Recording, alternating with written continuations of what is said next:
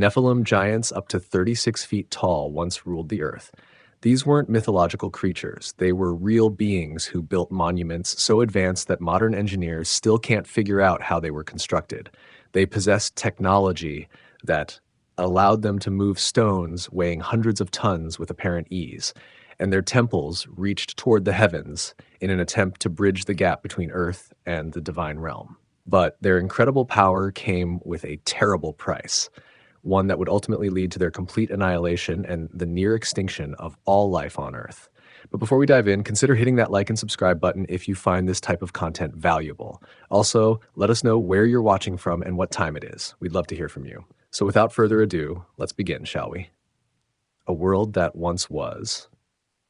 Water stretches everywhere. Silent. Still. The earth lies buried beneath waves that swallowed mountains whole. Not a bird flies, not a tree grows. The world sleeps under liquid darkness, dreaming of what it once was. But this was not always so. Before the waters came, before the sky cracked open and poured out its fury, there was another world. A world of giants who walked among men. A world where beings of light fell from heaven and taught secrets too dangerous to know. A world where the sons of gods took the daughters of men as wives. The old stories whisper of this time. Every culture remembers. The Greeks spoke of a golden age. The Hindus called it Satya Yuga. The Norse knew it as the time before Ragnarok. Different names, same memory. A time when heaven and earth touched, when the veil between worlds was thin as morning mist. In that ancient world, stones flew through the air to build temples. Men lived for centuries. Knowledge flowed like rivers from divine minds to human hearts. Cities rose that made our greatest works look like children's toys. The very ground pulsed with power. The sky blazed with colors we've forgotten how to see. But with such wonder came such horror. The same power that raised mountains could shatter them. The same knowledge that healed could destroy. The same beings who brought wisdom brought war. Light and shadow danced together until they could not tell which was which. The giants built their thrones on human bones. The fallen angels whispered sweet lies that tasted like truth. Mankind chose the fruit that promised godhood, but delivered only death. Paradise became prison. Heaven became hell. The earth itself cried out for cleansing. And cleansing came. Not gently, not slowly. The fountains of the deep broke open. The windows of heaven opened wide. Water fell and rose until it covered everything. The world that became the world that is no more. Only stories remain. Only echoes. Only the deep memory that somewhere, somehow, we lost something precious beyond measure. This is that story. The story of what was. The story of what fell. The story of the world before the flood. The waters remember. The stones remember. The wind remembers. Listen closely, and you might remember too. The blank slate. In the beginning, there was nothing but the deep. Dark waters stretched without end. No sun warmed them. No moon stirred them. No wind danced across their surface. They simply were, vast and patient and waiting. Above the waters, something moved, not seen, but felt. A presence, a breath, a whisper of intention in the void. The deep recognized its maker and trembled. Not with fear, but with anticipation. Something was about to begin. First came light. Not the light of stars or fire, but something older. Something that existed before there were eyes to see it. This light pushed back the darkness without destroying it. It carved out space for both to exist. Day and night learned to dance their eternal dance. The waters felt themselves pulled and shaped. Some rose to become clouds, others gathered into seas. Between them, dry ground appeared like islands in an endless ocean. Mountains pushed up from the depths, valleys carved themselves deep. The earth took its first breath and found it good. Plants burst from the soil without seeds. Trees grew tall without years. Grass carpeted the hills in green perfection. Flowers bloomed in colors that had no names yet. The earth painted itself beautiful before there were eyes to see its beauty. Then came the lights in the sky. The sun to rule the day, burning bright and constant. The moon to rule the night, changing its face but never its faithfulness. Stars scattered like diamonds across the heavens, each one a world of its own. Time began its steady march. The waters teemed with life. Fish swam in schools that moved like liquid silver. Whales sang songs that reached from deep to surface. Creatures crawled and flew and danced in ways the world would never see again. The seas became gardens of living jewels. The land filled with beasts, lions that hunted without hatred, deer that ran without fear, birds that sang without sadness, every creature perfect in its place, every part serving the whole. A symphony of being that played harmony, but still something was missing. Someone to hear the music, someone to see the beauty, but someone to name the nameless things, someone to bridge the gap between earth and heaven. The stage was set, the players were ready. All that remained was the star of the show, the one for whom all this had been prepared, the one who would carry the image of the divine in mortal flesh, the one who would choose the war in heaven. Before there was time, there was eternity. Before there was earth, there was heaven. And in heaven there was order, perfect, beautiful, unbreakable order. Angels filled the heavenly realms like stars fill the night sky. Each had their place, each had their purpose. Each served the throne with joy so pure it rang like crystal bells across the cosmos. There was no discord, no doubt, no darkness in those bright halls. The greatest among them blazed with light that outshone whole galaxies. Lucifer, the morning star, beautiful beyond description, perfect in wisdom, first among the cherubim. He stood closest to the throne, now basking in glory that mortals could never imagine. Others stood with him in that inner circle: Michael the warrior, Gabriel the messenger, Raphael the healer, Uriel who guarded the gates. They were princes of heaven, powers and principalities whose names echoed through the spheres of creation. But in Lucifer's perfect heart, something shifted, a thought that had never been thought before, a question that challenged the eternal order. Why should he serve when he could rule? Why should he bow when he could stand equal? Why should there be a throne above his own? The thought grew like a seed in dark soil. It whispered to other angels. It planted questions where only certainty had lived. It promised freedom from the chains of servitude. It offered thrones to those who had only known kneeling. 1/3 of the heavenly host listened. 1/3 chose to follow the morning star into rebellion.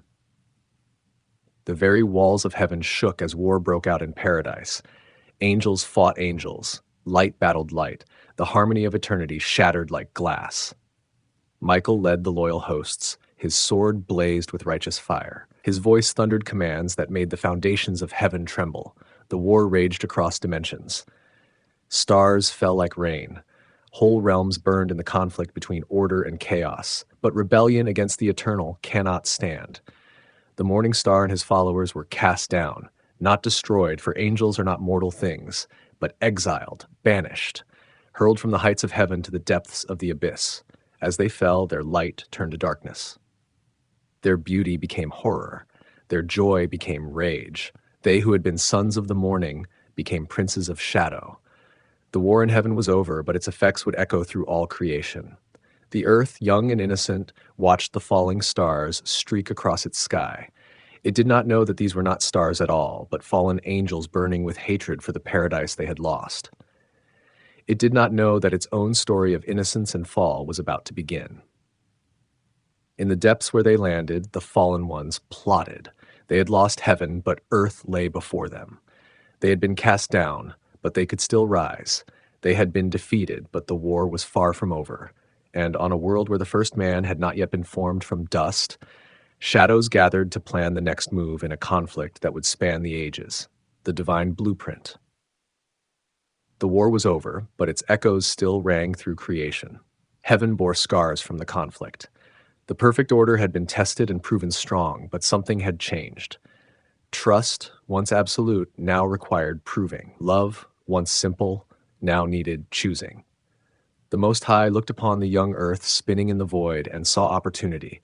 Here would be a new kind of creation, not angels bound by their nature to serve, but beings with the power to choose. A realm where love could be freely given rather than compelled. A testing ground for hearts.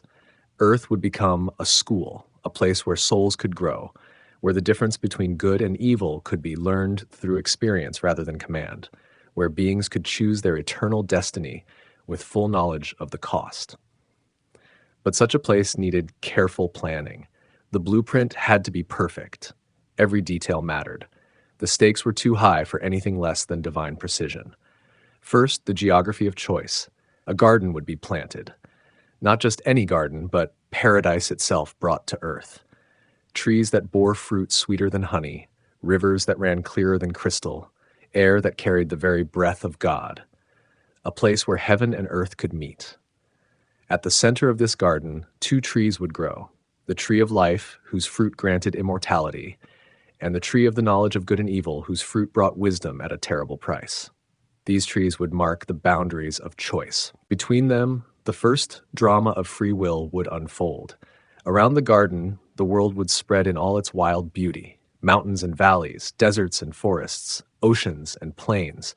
Each region would have its own character, each would offer its own lessons. The earth would become a vast classroom where every landscape taught something about the nature of existence. The animals would serve as companions and teachers. The lion would teach courage. The ant would teach diligence. The dove would teach peace. Each creature would reflect some aspect of the divine nature, giving the future inhabitants of Earth living examples of virtue. But the garden itself would be different. Here, the veil between dimensions would be thin. Angels would walk its paths. The divine presence would be felt in every breeze. Time would move differently. Death would have no power. It would be a bubble of eternity in the stream of mortality. The geography was not random. The garden sat at the crossroads of the world. 4 rivers flowed from it to water the earth. From this central point, blessing would flow to all nations, or curse, depending on the choices made within its borders. Everything was ready. The stage was set. The script was written, but the actors would write their own lines. The first humans would face the same choice the angels had faced: to serve or to rebel, to trust or to grasp, to love or to demand. But unlike the angels, they would face this choice as mortals, with limited knowledge, with desires that pulled them in different directions, with hearts that could be deceived and minds that could be confused. The blueprint was complete. Now came the moment of creation, the moment when dust would become flesh, when the breath of God would kindle the spark of human consciousness, when the great experiment would begin. The birth of mankind. The garden was ready, the stage was set, but it remained empty, waiting for its star.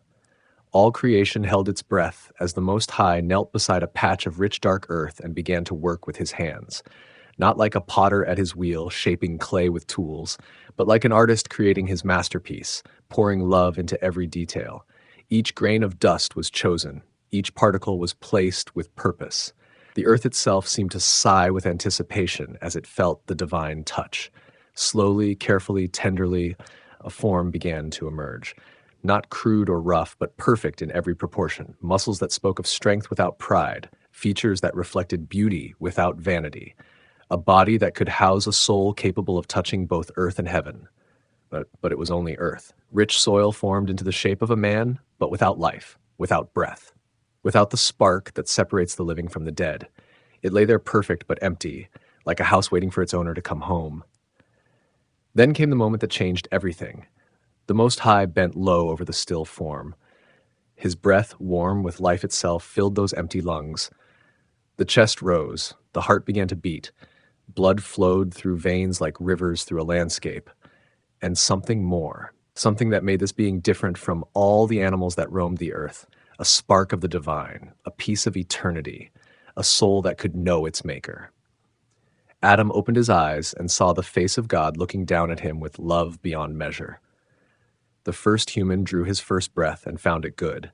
He felt the warm earth beneath his back. He saw the blue sky above his head. He heard the song of birds and the whisper of wind through leaves. But most of all, he felt the presence of the one who had made him. No fear troubled his perfect heart. No shame clouded his perfect mind. He was naked before his Creator and felt only joy. He was innocent as a newborn child, but with the mind of a grown man. He was mortal, but touched by immortality. He was of the earth, but made for heaven. Adam stood and felt his strength. He walked and felt his freedom. He looked around the garden and saw that it was his to tend and keep.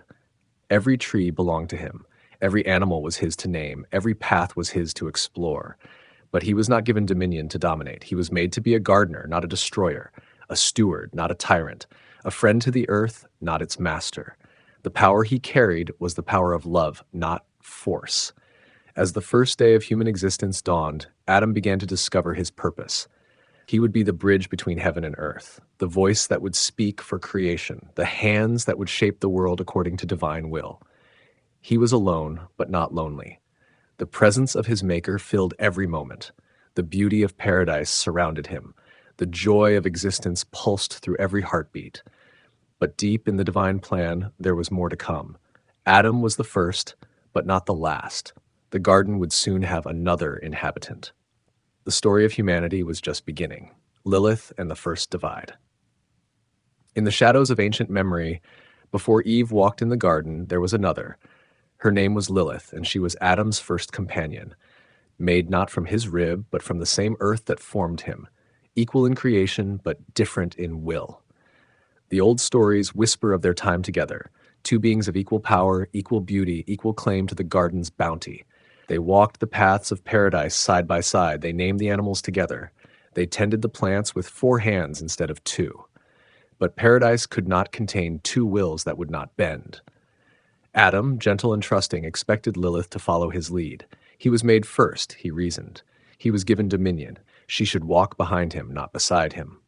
Lilith, fierce and independent, refused to bow. She was made from the same earth. She breathed the same divine breath. She carried the same spark of eternity. Why should she serve when she was born to rule alongside him? Their voices began to clash like thunder in the peaceful garden. Arguments shattered the harmony of paradise. The animals stopped their play to listen. The trees seemed to lean away from their anger. "Submit," Adam demanded, his voice carrying the authority he believed was his by right. "I will not," Lilith replied, her eyes blazing with defiance that had never been seen in paradise before. The Most High watched from his throne and sighed. The experiment was already showing cracks. Free will was proving as dangerous as he had known it would be. 2 hearts that should have beat as one were pulling in opposite directions. Lilith made her choice. Rather than submit to Adam's will, she spoke the sacred name of God, the name that carried power over the very fabric of creation. Wings sprouted from her shoulders. Her feet left the ground. She rose into the air above the garden like a bird escaping its cage. "I will not be ruled," she called down to Adam as she soared toward the gates of paradise. "I will not be lessened. I will not be second." The cherubim at the gates watched her approach. Their flaming swords, meant to keep evil out of paradise, faced a new problem. What do you do with good that chooses to leave? They let her pass. Not because they had to, but because love cannot be forced. If Lilith chose exile over submission, then exile she would have. The gates of paradise closed behind her with a sound like weeping. She flew far from the garden into the wild places of the young earth. There she learned to hunt instead of gather, to fight instead of tend, to survive instead of simply live. The gentle creature who had walked in paradise became something harder, fiercer, more dangerous. In the caves and deserts, she met others who had been cast out of paradise, fallen angels who recognized in her a kindred spirit, beings who had also chosen rebellion over submission. They welcomed her as one of their own. From them, she learned the arts of war and magic. She discovered powers that had slept within her while she lived in the garden. She became a queen of the outcasts, a mother to the rebellious, a teacher of those who would not bow. But exile brought its own pain. She looked back at the garden she had left and felt loss sharp as winter wind. She had chosen freedom, but freedom was cold and lonely. She had chosen power, but power was empty without love. In Adam's heart, the loss cut deep as well. He walked the garden paths alone, calling her name to the empty air. The paradise that had been perfect with her presence felt hollow without her laugh, incomplete without her fierce spirit.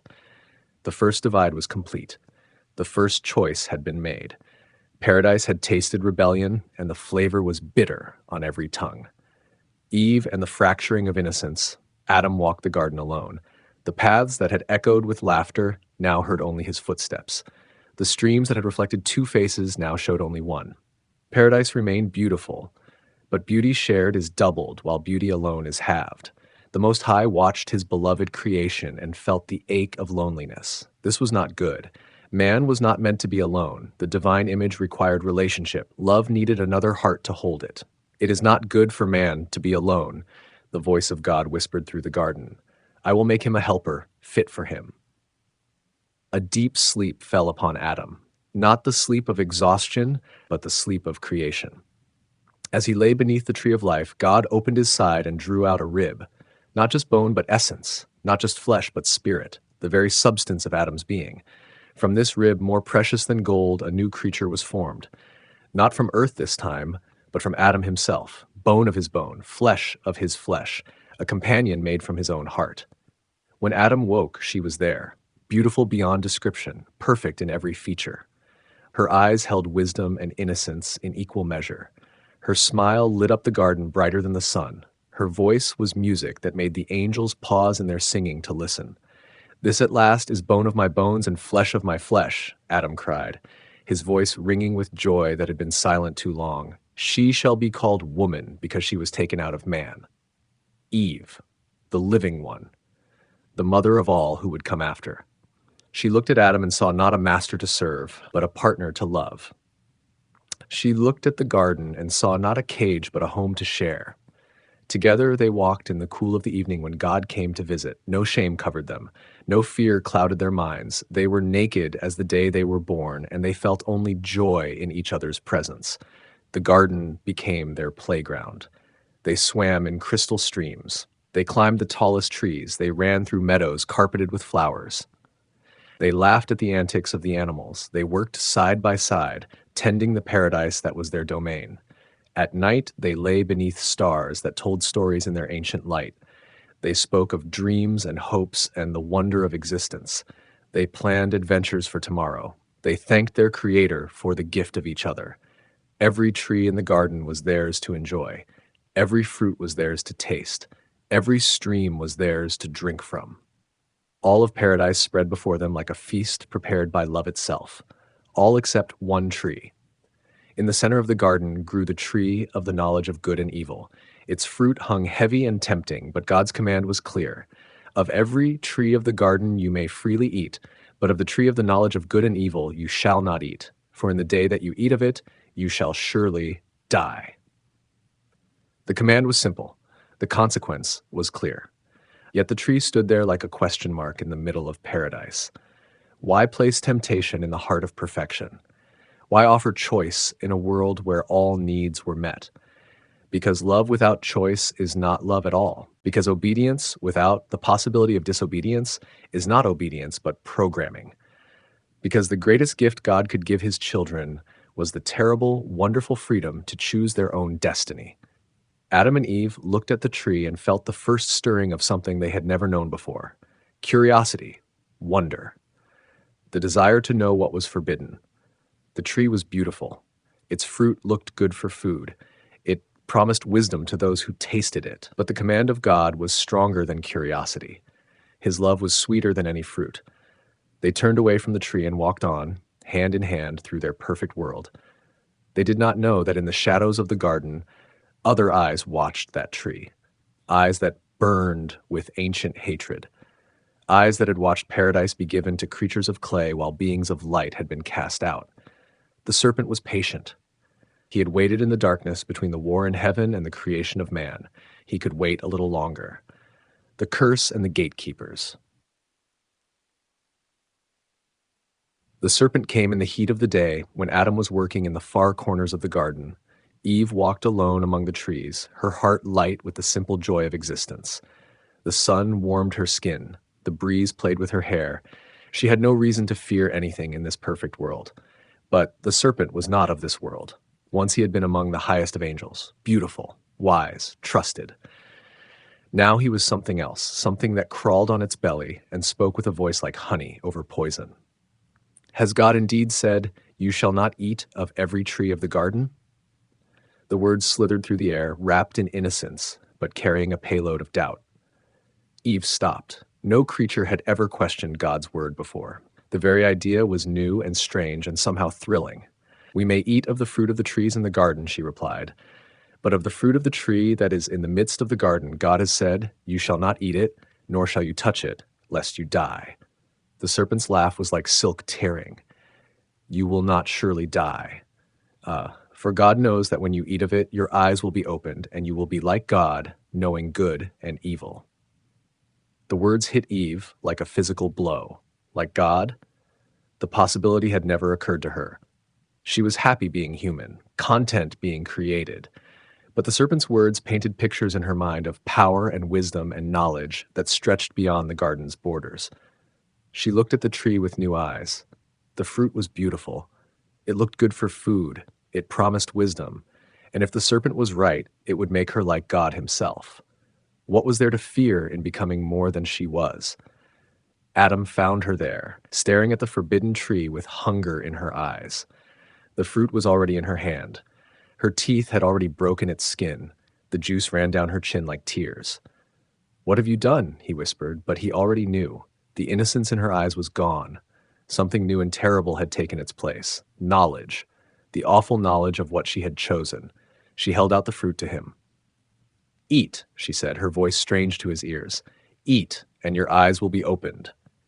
Adam took the fruit, not because the serpent had deceived him. He had not been there to hear the lies. He took it because Eve was his companion, and he would not let her face the consequences alone. He bit into the forbidden fruit and felt innocence die in his mouth. Their eyes were open, just as the serpent had promised. But what they saw was not the godlike wisdom they had expected. They saw themselves naked and ashamed. They saw the lie in the serpent's words. They saw the terrible price of their choice. Fear entered paradise for the first time. They heard God walking in the garden in the cool of the day, and they hid among the trees. The voice that had once filled them with joy now made them tremble. "Where are you?" God called, not because he did not know, but because he wanted them to face what they had done. "I heard you in the garden, and I was afraid because I was naked, and I hid myself," Adam replied from behind the trees. The conversation that followed was the first trial in human history. Adam blamed Eve. Eve blamed the serpent. But blame could not undo what was done. The fruit had been eaten. The choice had been made. The consequences would follow as surely as night follows day. The serpent was cursed to crawl on its belly and eat dust all the days of its life. Eve was cursed with pain in childbearing and tension in marriage. Adam was cursed with toil and sweat and ground that would fight against him. But the greatest curse was yet to come. "You are dust, and to dust you shall return." Death entered the world, not just physical death, but spiritual death, the separation from God that turns paradise into prison. They could not stay in the garden, not because God was angry, but because love demanded their exile. If they ate from the tree of life now, they would live forever in their fallen state. Death, terrible as it was, had become a mercy. God made them clothes of skin to cover their shame. Then he led them to the gates of paradise. The cherubim took their places at the entrance, their flaming swords turning every way to guard the tree of life. Adam and Eve stepped outside the gates of paradise into a world that was still beautiful, but no longer perfect. Behind them, the garden remained as it had always been. Ahead of them stretched a world of thorns and thistles, of labor and loss, of pain and death. But also ahead of them lay something the garden had never held: the possibility of redemption, the hope of return, the promise that what was lost could somehow be found again. The gates of paradise closed behind them, but they were not locked forever. The firstborn crime. Outside the garden, the world was different. The ground was harder. The plants grew wild and needed tending. The animals, once gentle and trusting, now watched humans with wariness in their eyes. Death had entered creation and everything felt its shadow. But life went on. Adam and Eve learned to work the reluctant soil. They built shelter from wind and rain. They discovered fire and used it to cook their food and warm their nights. They adapted to their new existence with the resilience that God had built into their hearts. In time, Eve felt new life stirring within her. The first pregnancy in human history. The first labor pains ever felt. She cried out in anguish and joy as she brought forth a son. They named him Cain, which means gotten, for Eve said, "I have gotten a man from the Lord." Cain was beautiful, perfect in form, but in his eyes there was something that had not been in his parents' eyes when they were created: a shadow, a hunger. The mark of the fall passed down through blood and bone. Years passed, and Eve bore another son. They called him Abel, which means breath or vanity. Where Cain was strong and ambitious, Abel was gentle and thoughtful. Where Cain sought to master the world around him, Abel sought to understand it. The brothers grew to manhood in the shadow of paradise. They could see the garden from their home. They could see the flaming swords of the cherubim guarding the gates. They knew what their parents had lost, but they had never known what it was like to live without loss. Cain became a farmer. He worked the ground that had been cursed because of his father's sin. He fought against thorns and thistles. He sweated under the hot sun. He learned to hate the soil that would not yield easily to his will. Abel became a shepherd. He wandered the hills with his flocks. He learned the names of stars. He listened to the wind and the rain. He understood that he was part of something larger than himself. Both brothers knew that they owed their existence to the God who had made their parents. Both felt the need to offer something back, to give thanks, to seek favor, to bridge the gap between earth and heaven. Cain brought an offering from the fruit of the ground, grain and vegetables, the work of his hands, the sweat of his brow. He laid it on the stone altar he had built and waited for God's response. Abel brought the firstborn of his flock, the best he had, the most precious. He offered not just the fruit of his labor, but the life that had been given to him. He gave back to God the breath that God had breathed into all living things. God looked with favor on Abel and his offering, but on Cain and his offering he did not look with favor. The reason was not the gift itself, but the heart that gave it. Abel gave with love, Cain gave with duty. Abel offered his best. Cain offered his leftovers. Cain's face fell, his heart burned with anger. Why should his brother's offering be accepted while his was rejected? They were both sons of Adam. They both worked hard. They both deserved God's favor. Why are you angry? God asked him. Why has your countenance fallen? If you do well, will you not be accepted? And if you do not do well, sin lies at the door. Its desire is for you, but you should rule over it. The warning was clear. The choice was before him. He could repent and offer again with the right heart, or he could let anger fester into something darker, something that would change him forever. Cain made his choice. Come, he said to Abel, let us go out to the field. His voice was calm, but his heart was storm. In the field, far from the eyes of their parents, Cain's anger exploded into violence. His hands, made to tend the ground, became instruments of death. His brother's blood watered the earth that had refused to yield easily to Cain's plow. Abel fell and did not rise again. The first human death. The first murder. The first crime that could never be undone. The voice of God came like thunder. Where is Abel, your brother? I do not know, Cain lied. Am I my brother's keeper? But God knew. God always knows. What have you done? The voice of your brother's blood cries out to me from the ground. The earth itself had become witness. The soil that Cain had worked now held his brother's blood. The ground he had tilled now testified against him. The curse that followed was swift and terrible. Cain would be a fugitive and a vagabond. The earth would no longer yield its strength to him. He would wander the world with his brother's blood on his hands and his brother's voice in his ears. My punishment is greater than I can bear, Cain cried. But the deed was done. The blood was spilled. The first family was broken. God, in his mercy, put a mark on Cain, not to shame him, but to protect him. Whoever found him would know that vengeance belonged to God alone. Cain went out from the presence of the Lord and dwelt in the land of Nod, east of Eden. There he built the first city and named it after his son. He became the father of a new kind of civilization, one built on the ruins of innocence, one that would try to find meaning in a world where death had made its home. Behind him, in the field where Abel died, flowers grew, beautiful flowers watered by innocent blood, a reminder that even in a fallen world, beauty could grow from tragedy, that even death could not have the final word. The line of Cain, east of Eden, in the land of Nod, Cain built his city, the first human settlement, the first attempt to create order out of chaos. He called it Enoch, after his son, and it became a refuge for the restless and the lost. But this was not the gentle paradise his parents had known. This was a city built by hands that had shed blood, founded by a heart that carried guilt like a stone. The streets that Cain laid out were straight and practical. The walls he built were high and strong. Everything about Enoch spoke of fear and the need for protection. Others came to the city, outcasts and wanderers. Those who could not find peace in the simple life of farming and herding that satisfied most of humanity. They came because Cain promised them something different: safety in numbers, strength through unity, power over their circumstances. Cain's descendants inherited his restless spirit. They could not be content with simple living. They had to build, to create, to push the boundaries of what was possible. The city of Enoch became a marvel of human achievement.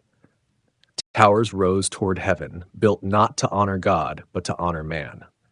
Gardens were planted in geometric patterns that pleased the eye, but lacked the wild beauty of Eden. Markets bustled with traders who had learned to put price tags on everything. Art flourished in the city. Sculptors carved statues of heroes and kings.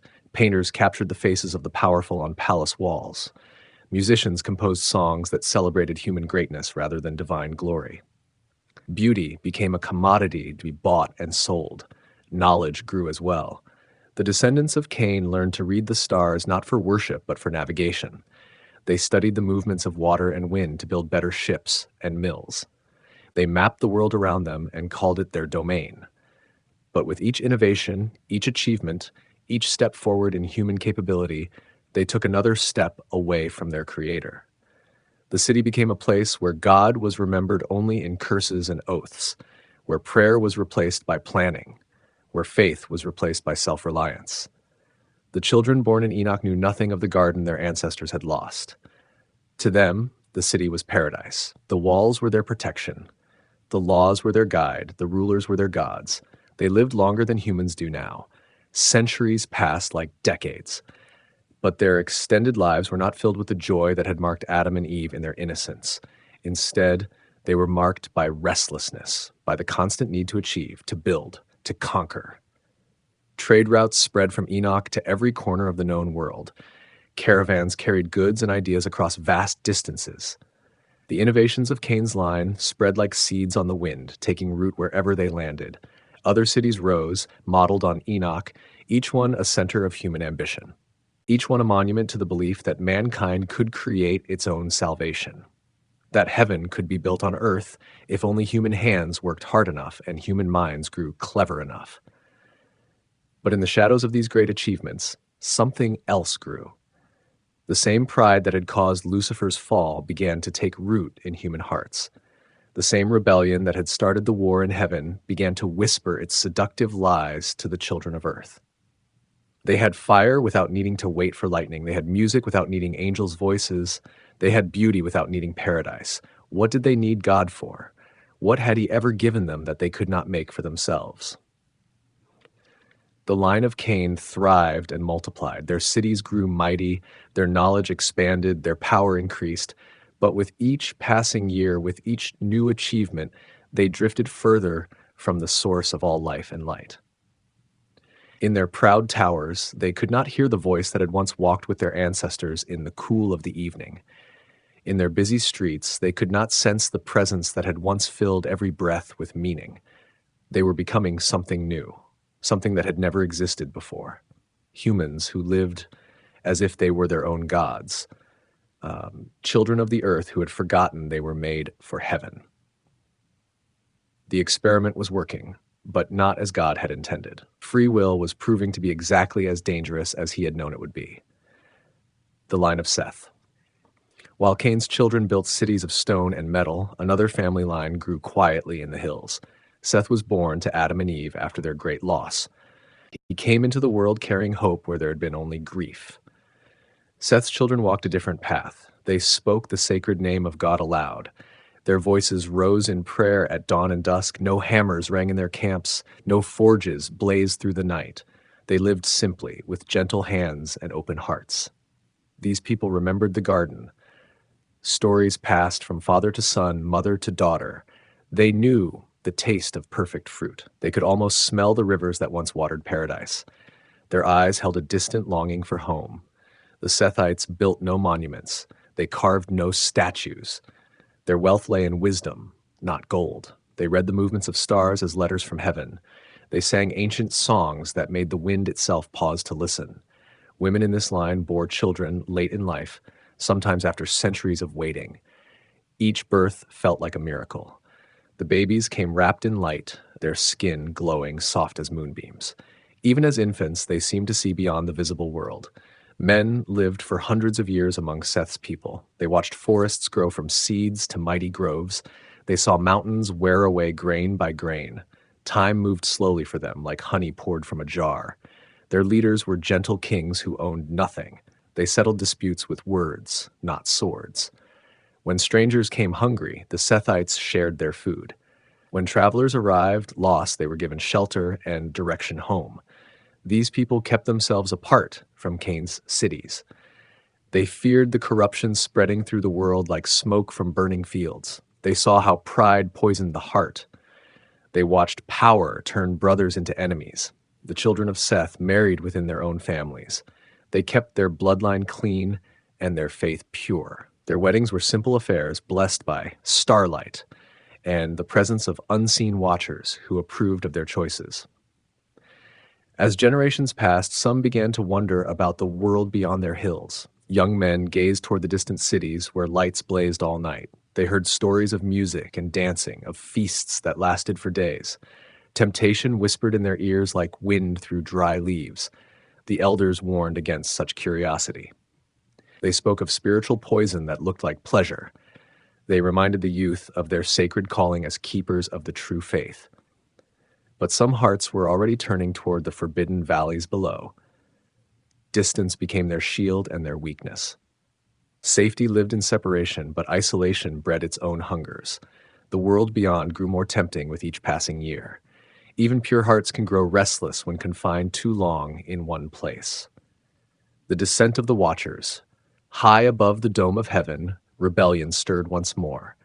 200 angels looked down upon the daughters of men and felt desire kindle in their celestial hearts. These were the Watchers, set to guard and guide humanity from afar. Their leader stood tall among them. Semjaza carried authority in his voice and power in his wings. He spoke to his brothers of the beauty they witnessed below. Human women moved like flowers in the wind. Their laughter rose like music to angelic ears. Why should we remain distant? Semjaza asked his followers. We were made to serve, yet we hunger. We were given strength, yet we remain alone. The daughters of men call to us without knowing our names. Another angel stepped forward. Azazel burned with different hungers. He desired not just flesh, but dominion. He dreamed of teaching secrets that heaven kept locked away. Knowledge became his obsession, power his prize. The Watchers gathered in council. They bound themselves with terrible oaths. Each swore to descend. Each promised to share the guilt. None would turn back. None would repent. Their pact sealed them to a common fate. They spoke of love, but lust drove their choices. They claimed they would lift humanity higher, but pride filled their hearts. They told themselves they deserved happiness, but rebellion poisoned their reasoning. Angels convinced themselves that disobedience could wear the mask of mercy. The descent began at Mount Hermon. Its peak touched the edge of heaven like a finger reaching toward forbidden fruit. Snow covered its summit year-round, but celestial fire would soon melt every crystal into steam. They came down like falling stars. Their bodies blazed with glory too bright for human eyes. The earth shook beneath their feet. Animals fled in terror. Birds fell silent in their nests. Even the wind held its breath. The Watchers took physical forms more beautiful than any man born of woman. They stood 9 feet tall, their skin pale as morning mist. Their eyes held colors that had no names. Their voices made music of simple words. They scattered across the earth, each choosing his territory and his bride. Some went north to the cedar forests, others traveled south to the palm groves. A few headed east toward the rising sun. All carried the same hunger and the same doom. The daughters of men saw them coming and felt their hearts stop. How could mortal women resist such beauty? These beings moved like kings, spoke like poets, and loved like gods. They offered gifts beyond imagining and promises that sounded like heaven itself. The Watchers wooed them with gentle words and miraculous signs. They healed the sick with a touch. They made barren fields bloom with flowers. They called down fire from clear skies and made water spring from dry rocks. Who could doubt beings capable of such wonders? But love, built on deception, carries its own punishment. The angels had traded their eternal home for temporary pleasure. They had abandoned their posts as guardians to become rebels and seducers. Heaven's gates were already closing behind them. Soon the consequences would shake both earth and sky. The Nephilim are born. The union of angels and women produced children unlike any seen before or since. These offspring grew large in the womb. Their mothers suffered greatly. Their bodies stretched beyond mortal limits. Some women died in childbirth. Others survived but were never the same. The babies emerged as giants. Even newborns stood as tall as grown men. Their grip could crush stone. Their cries shattered pottery and made strong warriors tremble. Nurses fled from their cradles. Mothers wept tears of terror and wonder. As they grew, the Nephilim developed minds as vast as their bodies. They learned languages in days. They mastered crafts in weeks. They absorbed knowledge like dry ground drinks rain. But wisdom and understanding remained beyond their reach. These giants possessed beauty that human words could not capture. Their faces seemed carved by master artists. Their movements flowed like water or wind. Men and women alike stopped to stare when Nephilim passed by. Some forgot to breathe in their presence. The young giants soon towered over their human relatives. They stood 12, 15, even 20 feet tall. Their strength made them living weapons. They could uproot trees with their bare hands. They could throw boulders like pebbles across wide rivers. But size and strength were only the beginning of their gifts. The Nephilim inherited supernatural abilities from their angelic fathers. They could see distances, great distances. They could hear whispers from miles away. Some could move objects without touching them. Others could vanish and reappear elsewhere in the blink of an eye. Their appetites matched their size. They consumed vast quantities of food and drink. Entire herds disappeared into their bellies. They drained wine cellars in single evenings. Their hunger seemed impossible to satisfy, as if they carried an emptiness that no amount of consuming could fill. The giants aged differently than normal humans. They reached full size within decades but showed no signs of decay for centuries. Their bodies remained strong and beautiful while mortal men grew old and died around them. Time touched them lightly, like shadows on water. As the Nephilim matured, they began to organize themselves. Natural leaders emerged among them. They formed councils and made laws. They divided territories and assigned roles. Their society grew complex quickly, built on foundations of power and privilege. These hybrid beings saw themselves as the rightful rulers of Earth. Why should the children of heaven serve the children of dust? They were stronger, smarter, and more beautiful than pure humans. Divine blood flowed in their veins. Kingship seemed their natural inheritance. The Nephilim took human wives and established dynasties. They built palaces worthy of their stature and their pride. They demanded tribute from smaller peoples. They accepted worship as their due. The line between reverence and fear became thin as spider silk. Some giants were gentle rulers who protected their subjects. They used their strength to defend the weak and their wisdom to settle disputes. But power corrupts even the best intentions. Over time, even kindly Nephilim became demanding and harsh. Others embraced tyranny from the beginning. They ruled through terror and violence. They took what they wanted without asking. They crushed rebellion before it could form. Their subjects lived in constant fear, never knowing when giant rage might fall upon them. The world began to change under Nephilim rule. Cities grew larger to house giant kings and their courts. Buildings rose higher to match their occupants' scale. Art and music reflected their tastes and their stories. Human culture bent to accommodate its new masters. But the greatest changes were yet to come. The secrets of heaven are taught. Azazel became the teacher of forbidden arts. This fallen angel carried knowledge that heaven had kept hidden since creation. He looked upon human ignorance and decided to illuminate minds with dangerous light. First came the secrets of metal and fire. Azazel showed humans how to dig deep into the earth's belly. He taught them to recognize the veins of copper and iron that ran through rock like blood through flesh. He revealed the art of smelting and forging. Soon hammers rang across the world. Furnaces blazed day and night. Smoke rose from 1,000 workshops.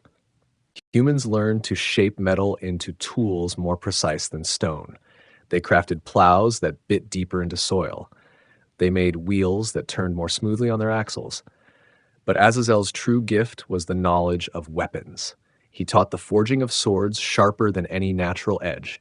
He showed how to balance spears for perfect flight. He revealed the secrets of armor that could turn aside the fiercest blows. The other Watchers shared their own forbidden wisdom. Kokobel taught astrology. He showed humans how to read the future in star movements. He explained which planets governed which aspects of life. He revealed the names of constellations and their hidden meanings. Barakijal instructed men in lightning and weather. He taught them to predict storms by watching cloud patterns. He showed them how to harness wind power and direct water flow. Nature began to bend more readily to human will. Armaros became the teacher of magic and enchantment. He revealed how certain words could compel obedience. He showed which herbs could heal or poison. He taught the binding of spirits and the summoning of powers from beyond the visible world. The angel Gadriel shared knowledge of warfare and strategy. He explained how to organize armies and plan campaigns. He taught the arts of siege and fortification. He revealed psychological warfare and the power of fear over enemies. Women received their own dark education. The fallen angels taught them cosmetics and adornment. They learned to paint their faces and perfume their bodies. They discovered dyes for their hair and oils for their skin. Beauty became a weapon as sharp as any sword. The daughters of men also learned herbalism and healing. They discovered which plants could prevent pregnancy and which could end it. They mastered potions for love and potions for death. Their knowledge grew into power over life itself. Jewelry and ornaments multiplied as angels taught the cutting of gems and the working of precious metals. Gold and silver flowed like water in skilled hands. Diamonds sparkled on fingers and necks. Wealth became visible, wearable, and enviable. Music and dance evolved under angelic instruction. New instruments emerged from workshops guided by immortal hands. Songs grew more complex and more hypnotic. Rhythms pounded that stirred blood and loosened moral restraints. The art of writing spread rapidly among humans. They learned to preserve knowledge in symbols and signs. Libraries grew in the greatest cities. Scrolls multiplied like leaves in autumn. Information became power, and power became concentrated in fewer hands. But knowledge without wisdom breeds disaster. Humans gained abilities without understanding consequences. They learned techniques without grasping responsibility. Power increased faster than character could mature to contain it. The angels taught their secrets freely, but freedom came with a price. Each new ability created new temptations. Each advance in knowledge led further from innocence. Each gift from heaven proved to be a curse in disguise. The world grew more complex and more dangerous with every passing year. What had been given as blessing was becoming the seed of destruction. Rise of the megalithic cultures. Giants and their human followers began building monuments that defied understanding. These were not simple shelters or defensive walls. They were statements carved in stone, declarations of power that would outlast empires and ages. The first great temple rose at a place that would later be called Göbekli Tepe. Giant hands moved blocks weighing many tons as easily as humans moved pebbles. They carved intricate symbols into the stone surfaces. Animals danced across the pillars in endless processions of sacred meaning. The builders oriented their temple with perfect precision. They aligned it with star patterns that had special significance to their angelic teachers. The structure served as both observatory and altar, a place where earth reached toward heaven and heaven touched down to earth. Similar projects began across the world. On a plain that would become Baalbek, giants laid foundation stones so massive that future generations would think only gods could have moved them. Each block fitted perfectly against its neighbors without mortar or gap. The construction methods amazed even skilled human craftsmen. Stones weighing hundreds of tons were lifted and placed with mathematical precision. No ropes strong enough to bear such weight existed. No pulleys could provide the necessary leverage. Yet the work proceeded smoothly, day after day. Some giants possessed the ability to move stone through will alone. They would place their hands on massive blocks and speak words in the angelic tongue. The stones would rise and float through the air like leaves on the wind. They settled into place with barely a whisper of sound.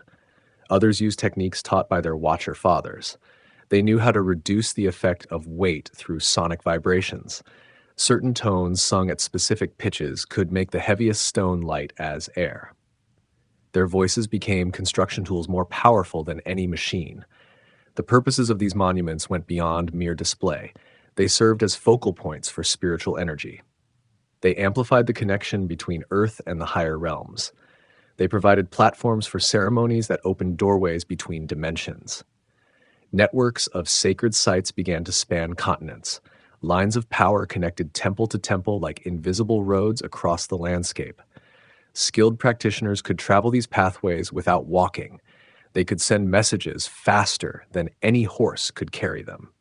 The megalithic builders encoded knowledge into their structures. Mathematical relationships were built into the dimensions. Astronomical alignments preserved calendars and predictions. Future generations would find libraries written in stone if they knew how to read the ancient language. Human workers labored alongside the giants, but they served mainly as support. They quarried smaller stones and prepared foundations. They carved decorative elements and maintained tools. The truly massive work remained beyond human capability. The construction sites became centers of learning and culture. Master craftsmen from across the known world gathered to observe giant techniques. They shared knowledge and developed new skills. Trade networks grew to supply the constant demand for materials and workers. But these projects also revealed the growing pride of their builders. Each temple sought to surpass the last in size and complexity. Competition bred excess. What began as worship became boasting cast in stone. The monuments proclaimed the glory of their makers more than the glory of heaven. The building sites attracted all manner of people. Some came as pilgrims seeking wisdom or healing. Others arrived as merchants, hoping to profit from the gathered crowds. Still others were drawn by curiosity about the giants and their supernatural abilities. These gatherings became breeding grounds for new ideas and new corruptions. Traditional beliefs mixed with foreign concepts. Moral boundaries blurred as different peoples mingled.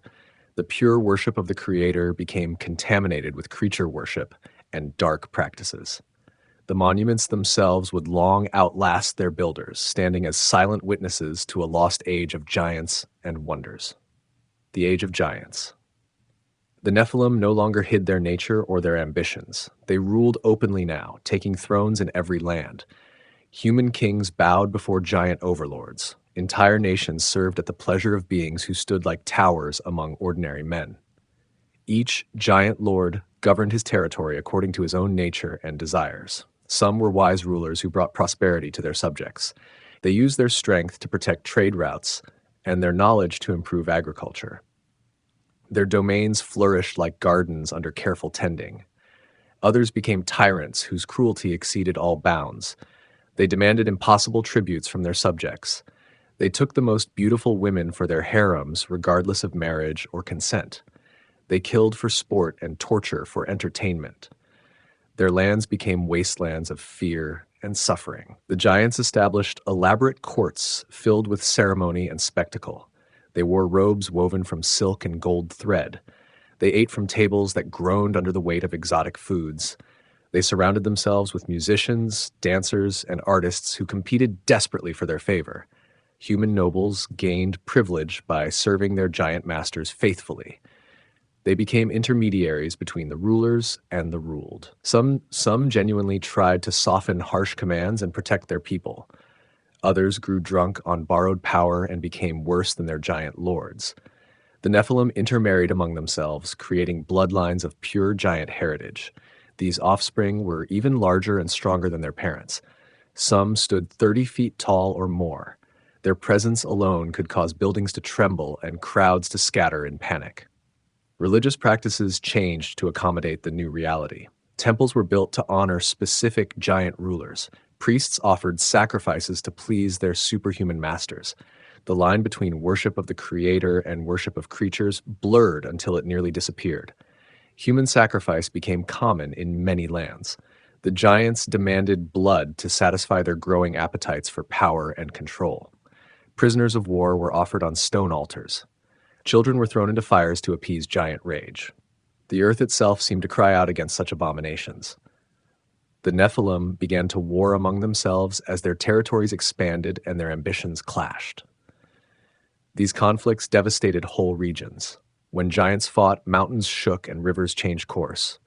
Entire cities could be destroyed in a single battle between feuding lords. Some giants grew bored with ruling humans and began to hunt them for sport. They would release groups of people into the wilderness and then track them like wild animals. The hunts could last for days, with the giants savoring the fear and desperation of their prey. The technology gifted by the fallen angels advanced rapidly under giant oversight. Weapons became more deadly. Architecture became more ambitious. Art became more sophisticated, but also more disturbing. Every field of human knowledge bore the mark of supernatural influence.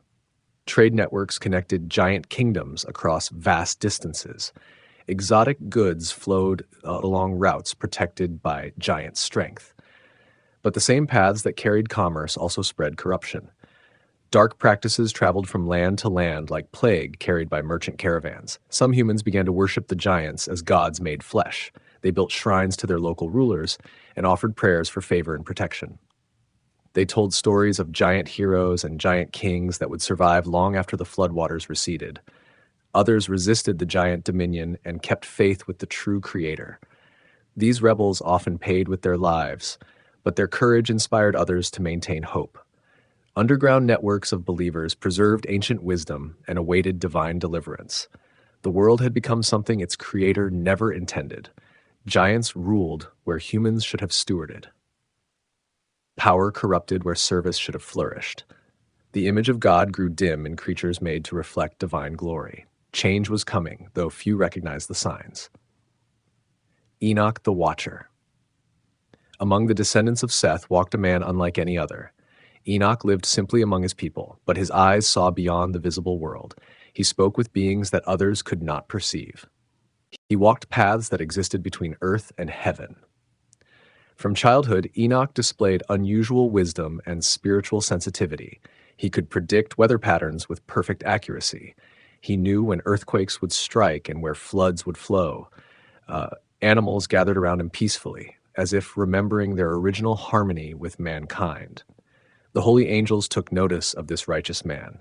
They appeared to him in visions and dreams, teaching him secrets that were hidden from other mortals. They showed him the structure of heaven and the movements of celestial bodies. They revealed the names and purposes of things both seen and unseen. Enoch learned the angelic language and could speak with the watchers in their own tongue. This ability allowed him to understand their true nature and their terrible fall from grace. He saw clearly what others could only suspect about the corruption spreading through the world. The patriarch began to record his visions in written form. He described the 7 heavens and their inhabitants. He cataloged the fallen angels and their specific crimes. He documented the genealogies of giants and their human servants. His writings became a library of supernatural knowledge. God chose Enoch as his messenger to the fallen watchers. The righteous man was commanded to deliver divine judgment to the angels who had abandoned their posts. This was a task that would have terrified any ordinary human, but Enoch accepted it with quiet courage. He sought out the fallen angels one by one, appearing before them with divine authority blazing around him like visible fire. Even the mightiest Nephilim trembled when Enoch spoke judgment in the voice of the Almighty. His words carried the weight of eternal consequences. To Azazel, the teacher of forbidden arts, Enoch proclaimed eternal binding. The angel who had shared heaven's secrets would be buried beneath rough stones until Judgment Day. His influence on human affairs would be severed like a cut rope. To Semjaza, leader of the 200, Enoch delivered a sentence of isolation. The one who had convinced others to join his rebellion would watch his followers suffer while being powerless to help them. Leadership would become his torture instead of his glory. The other watchers received their individual punishments according to their specific crimes. Some would be bound in darkness. Others would be tormented by witnessing the destruction their actions had caused. None would escape the consequences of their choices. Enoch also prophesied about the coming flood. He described waters rising to cover the highest mountains. He spoke of the ark that would preserve righteous lives through the catastrophe. He warned that the age of giants was drawing to its violent close. The watchers pleaded with Enoch to intercede for them. They claimed they had acted from love, not rebellion. They promised to return to their proper places if given another chance. But Enoch knew their words were empty. Their corruption had gone too deep for simple repentance to heal. Some humans sought out Enoch for wisdom and guidance. They came from distant lands to hear his teachings about righteousness and judgment. He spoke to them gently but clearly about the choice every soul must make between good and evil. Enoch's own family marveled at the changes in their kinsman. He seemed to grow younger rather than older as the years passed. Light emanated from his presence. His voice carried unusual authority. They sensed he was being prepared for something extraordinary. The righteous patriarch continued his work faithfully, knowing that his time on earth was limited. He had been chosen to bridge two worlds, carrying messages from heaven to earth and carrying the concerns of earth back to heaven. His footsteps traced paths between the seen and unseen realms. Soon he would walk those paths for the final time. The Book of Enoch's Judgments. Enoch received visions that laid bare the divine plan for dealing with corruption. In dreams and trances, he witnessed scenes of judgment that would unfold across earth and heaven. The Almighty showed him the fate awaiting every rebel angel and their giant offspring. The first vision revealed the binding of the Watchers. Enoch saw mighty archangels descending with chains of darkness. Michael, Gabriel, Raphael, and Uriel moved with terrible purpose across the corrupted world. Their presence caused the foundations of mountains to shake and the depths of oceans to boil. Azazel was the first to be seized. The teacher of forbidden knowledge tried to resist, but divine power overwhelmed his strength like ocean waves crushing a sandcastle. He was dragged to a place of rough stones and jagged rocks, then bound beneath them. Darkness covered him like a burial shroud. Semjaza fought the longest, calling on his followers to aid him, but the other Watchers were already fleeing in terror.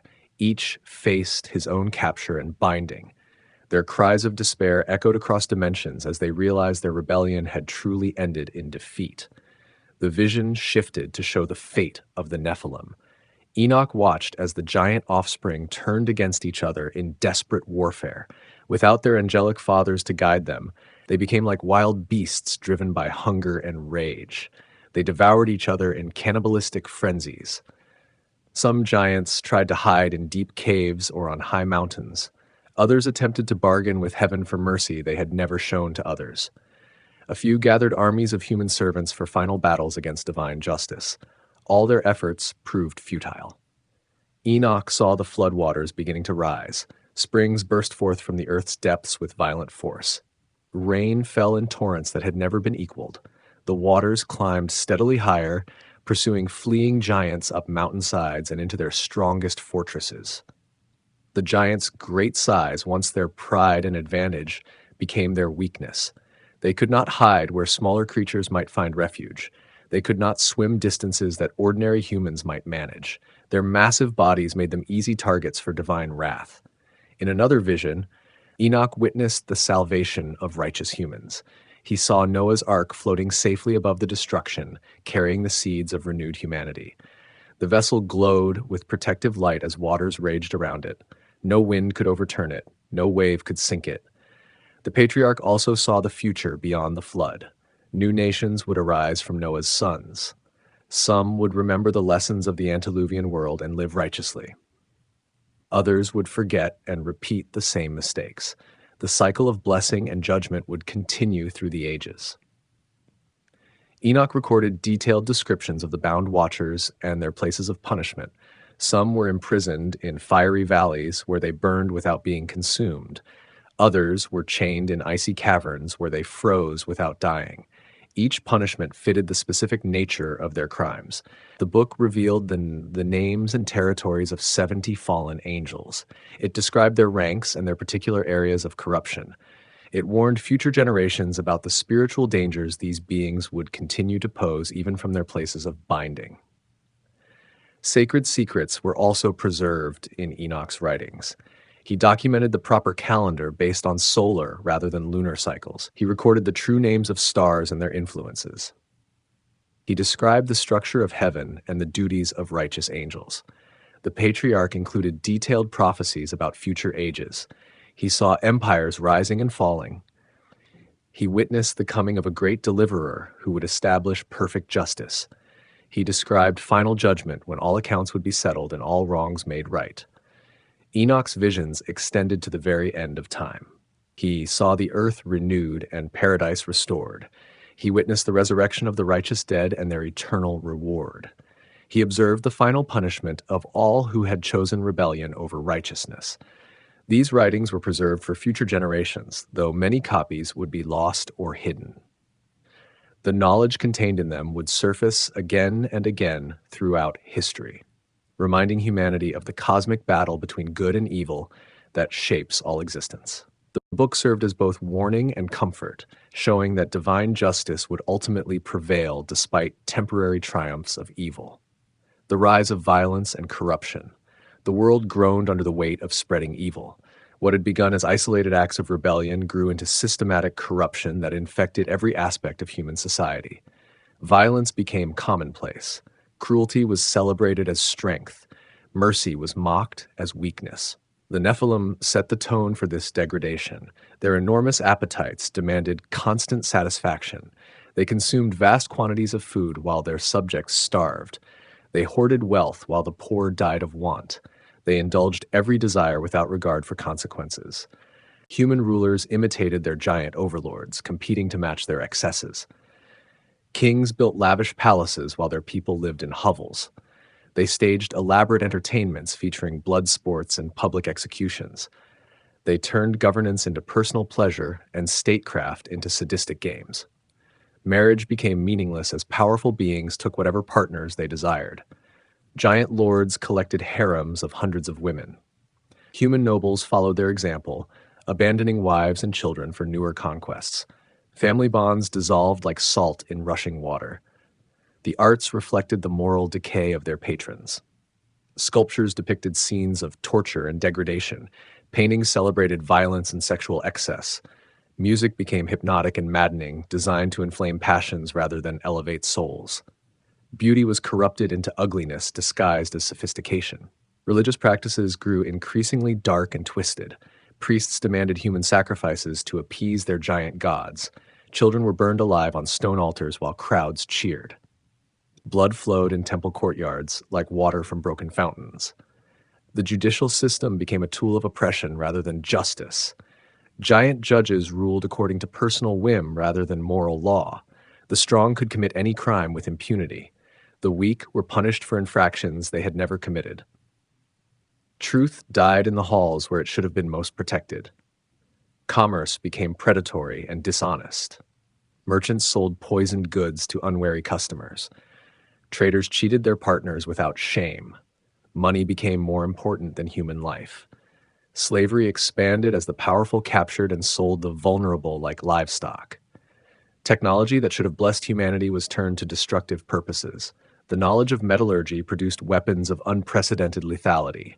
Architectural skill built prisons and torture chambers. Agricultural advances were used to starve enemies rather than feed the hungry. The gap between rich and poor grew until it resembled a chasm between different species. The wealthy lived like gods among mortals. The poor existed like animals, struggling daily for basic survival. Social mobility disappeared as class divisions hardened into permanent castes. Even children were corrupted by the pervading evil. They learned violence from their earliest years. They were taught to lie, cheat, and steal as normal behaviors. Innocence was destroyed almost before it could take root. Young hearts grew hard as stone before they reached maturity. The elderly were abandoned and abused rather than honored for their wisdom. Their knowledge of better times was unwelcome in a society that celebrated corruption. They were left to die alone while their descendants pursued pleasure and power. Women suffered particular degradation in this fallen world. They were treated as property to be bought, sold, and discarded. Their voices were silenced in councils where their wisdom might have provided restraint. They were valued only for their beauty or their ability to produce offspring. The natural world itself seemed to respond to human wickedness. Plagues swept through populations weakened by excess. Famine struck lands mismanaged by greedy rulers. Animals became more savage and unpredictable. Even the weather seemed to reflect the moral chaos of human society. Some regions became completely lawless. Bandits ruled the highways. Pirates controlled the seas. Warlords carved up territories with no authority beyond their own strength. Civilization itself began to crumble under the weight of unchecked evil. A few righteous souls still walked the earth, but they were increasingly isolated and persecuted. They lived in remote places or hidden communities. They passed down moral teachings in secret. They prayed for divine intervention while wickedness flourished all around them. The earth had become something its creator never intended. Paradise was a fading memory. Justice was a forgotten concept. Love was a weakness to be exploited. The image of God in humanity grew so dim that it was nearly invisible. But even in the deepest darkness, divine patience had its limits. The prophecy of doom. Ancient voices began to speak of coming judgment.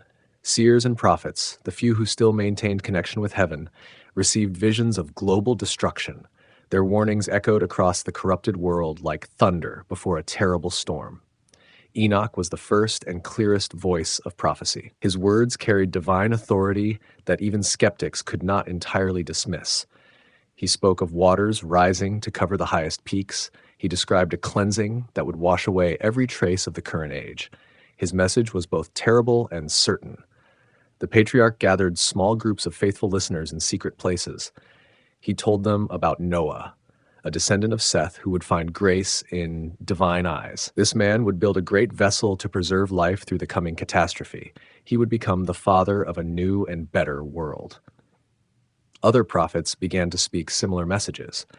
They came from different lands and peoples, but their visions aligned with disturbing consistency. Waters would cover the earth. Giants would perish. Only the righteous would survive to see the cleansed world that followed. The watchers heard these prophecies and understood their fate was sealed. Some tried to flee to distant dimensions. Others attempted to bargain with heaven through intermediaries. A few gathered their followers for desperate preparations against the promised judgment. All their efforts were doomed to failure. Among the Nephilim, the prophecies created division and panic. Some giants tried to repent, offering sacrifices and making promises of reform. Others became even more violent and corrupt, determined to enjoy their power while it lasted. The wisest simply waited for the inevitable end. Human reactions varied widely across different regions and social classes. The wealthy and powerful often dismissed the warnings as the ravings of religious fanatics. They were too invested in the current system to imagine its complete destruction.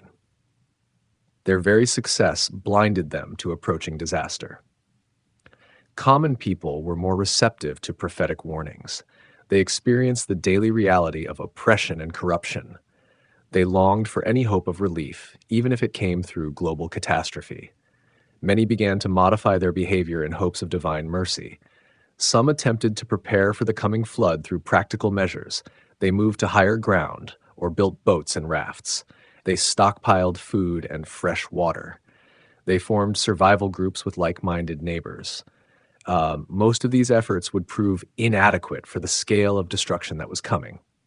The prophecies included specific time markers that the faithful watched carefully. Certain astronomical events would signal the approaching judgment. Particular seasons would mark the beginning of the end. The countdown had already begun, though most people were unaware of its progression. Signs and wonders began to appear with increasing frequency. Springs of water burst forth in dry places. Animals behaved strangely, gathering in unusual groups or fleeing certain areas. The sky displayed colors and patterns that had never been seen before. Even the weather seemed to be shifting towards something unprecedented. Religious communities that still honored the Creator began to purify themselves in preparation for judgment. They confessed their sins and made restitution where possible. They simplified their lives and focused on spiritual rather than material concerns. They prayed intensively for mercy and protection. The giants' human servants faced terrible choices as prophecy became more urgent. Some remained loyal to their powerful masters despite the warnings. Others began to secretly seek out the righteous communities. A few tried to serve both sides, hoping to survive regardless of which side prevailed. Methuselah, Enoch's son, lived through this entire period of prophecy and warning. His extraordinary lifespan allowed him to witness the gradual fulfillment of divine promises. He became a living link between the world before corruption and the world awaiting cleansing. As the appointed time drew near, the very foundations of the earth began to shift. Underground waters stirred restlessly. Ocean levels fluctuated mysteriously. Mountain ranges showed signs of instability. The planet itself seemed to be preparing for transformation. Noah received his divine commission during this time of growing signs and wonders. The voice of the Creator came to him clearly, cutting through the noise of a corrupted world. He was chosen to preserve life through the coming destruction. His obedience would determine the future of all living things. The righteous man began his preparations quietly, following detailed instructions from heaven. He gathered materials slowly to avoid attracting attention from hostile neighbors. He worked steadily but secretly, trusting in divine protection and guidance. His faith never wavered despite the magnitude of his task. Meanwhile, the countdown to judgment continued. Each passing season brought the world closer to its appointed end. The corruption that had taken centuries to develop would be washed away in a matter of days. Divine patience was reaching its final limit. The age of giants was drawing to its violent close. Soon the earth would be cleansed and renewed. A faithful remnant would emerge from the waters to begin again. The old world would become only a memory preserved in stories and ruins. The secret knowledge vaulted. In the final days before the waters came, wise men knew the end was near. They had heard Enoch's warnings. They had seen the signs in the sky. The earth itself seemed to groan under the weight of its sins. These keepers of ancient wisdom faced a choice. Let all knowledge die with them, or find a way to preserve what mattered most. They chose preservation. Deep in mountain caves, they carved their secrets into stone tablets. The movements of stars, the healing power of plants, the true names of angels, mathematical formulas that could unlock the very fabric of creation itself. Some built mighty pillars of brick and stone. These towers reached toward heaven, covered in symbols that told the story of their world. The pillars stood in sacred places where Earth's energy flowed strongest. Here, they believed, the knowledge might survive even the greatest flood. Others chose different paths. They sealed scrolls in copper vessels, then buried these treasures in chambers beneath the earth. Maps showed the locations. Passwords protected the contents. Only the worthy would find them again. The giants themselves became living libraries. Their vast minds held centuries of learning. They taught chosen humans the deepest mysteries. Memory chains passed from teacher to student, keeping wisdom alive through spoken word alone. In Egypt, they say, the priests took all their sacred books to secret vaults beneath the Sphinx. The guardian beast would watch over these treasures until the right time came to reveal them again. Babylon's wise men did something similar. They built underground chambers with walls of polished gold. Here they placed tablets telling of their gods and their magic. Airtight seals kept moisture away. The knowledge waited in perfect darkness. Some groups formed what we might call the first secret societies. They swore oaths to protect certain teachings. Death was the price for breaking silence. These brotherhoods would survive the flood by hiding their members among Noah's descendants. The Watchers themselves knew their time was ending. Before the archangels came to bind them, they passed final gifts to their human allies. Words of power, symbols of protection, rituals that could call down divine fire or healing light. Children learned songs that seemed innocent but carried hidden meaning, nursery rhymes that held the secrets of creation, folk tales that mapped the paths between worlds. This knowledge traveled disguised as entertainment. Master craftsmen carved symbols into tools and weapons. A hammer might bear the sign of thunder. A sword could hold the essence of lightning. These objects became talismans, carrying power across the ages. The art of writing itself became sacred. Each letter held meaning beyond its sound. Combine them properly, and words became spells. The alphabet was a toolkit for reshaping reality. Star maps drew lines between heaven and earth. Constellations told stories of the God's Eye Great War. Calendars marked the best times for different kinds of magic.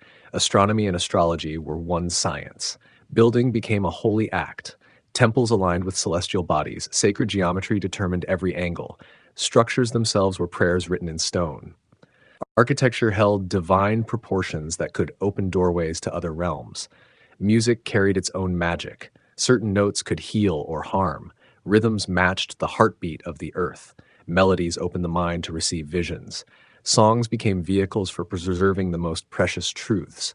Medicine men learned which plants held power, roots that could extend life, leaves that opened the third eye, seeds that brought prophetic dreams. Herbalism was the earthly branch of celestial wisdom. As the final rains began to fall, these preservation efforts reached fever pitch. Some scholars worked until the waters lapped at their doors. Others sealed themselves inside their vaults, choosing to die with their knowledge rather than abandon it. The flood would wash away cities and civilizations, but knowledge, they believed, was like water itself. It would find a way to flow around obstacles. Truth would seep through cracks in time and surface again when the world was ready. The ark is commissioned. Noah walked alone when the voice first came to him. He was 600 years old, gray-bearded and wise. The world around him had grown stranger with each passing year. Giants ruled from their tower cities. Violence filled every street. The very air seemed thick with corruption. The voice spoke without sound, filling Noah's mind with perfect clarity. Build an ark. Gather the animals. Save your family. The end of this age is near. Noah stood still for a long moment. Rain clouds gathered overhead, though no storm was forecast. Birds fell silent in the trees. Even the insects seemed to pause their endless humming. The instructions came in waves. Gopher wood for the frame. Pitch inside and out to seal the joints. 3 decks divided into rooms, a window near the top, a door in the side, 300 cubits long, 50 cubits wide, 30 cubits high.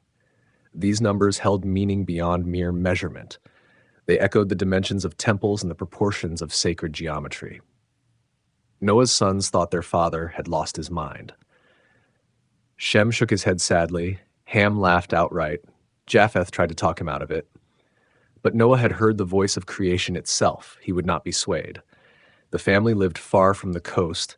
Their neighbors couldn't understand why anyone would build a ship on dry land. Some came to mock. Others threw stones. A few offered help, thinking Noah was preparing for some great river journey.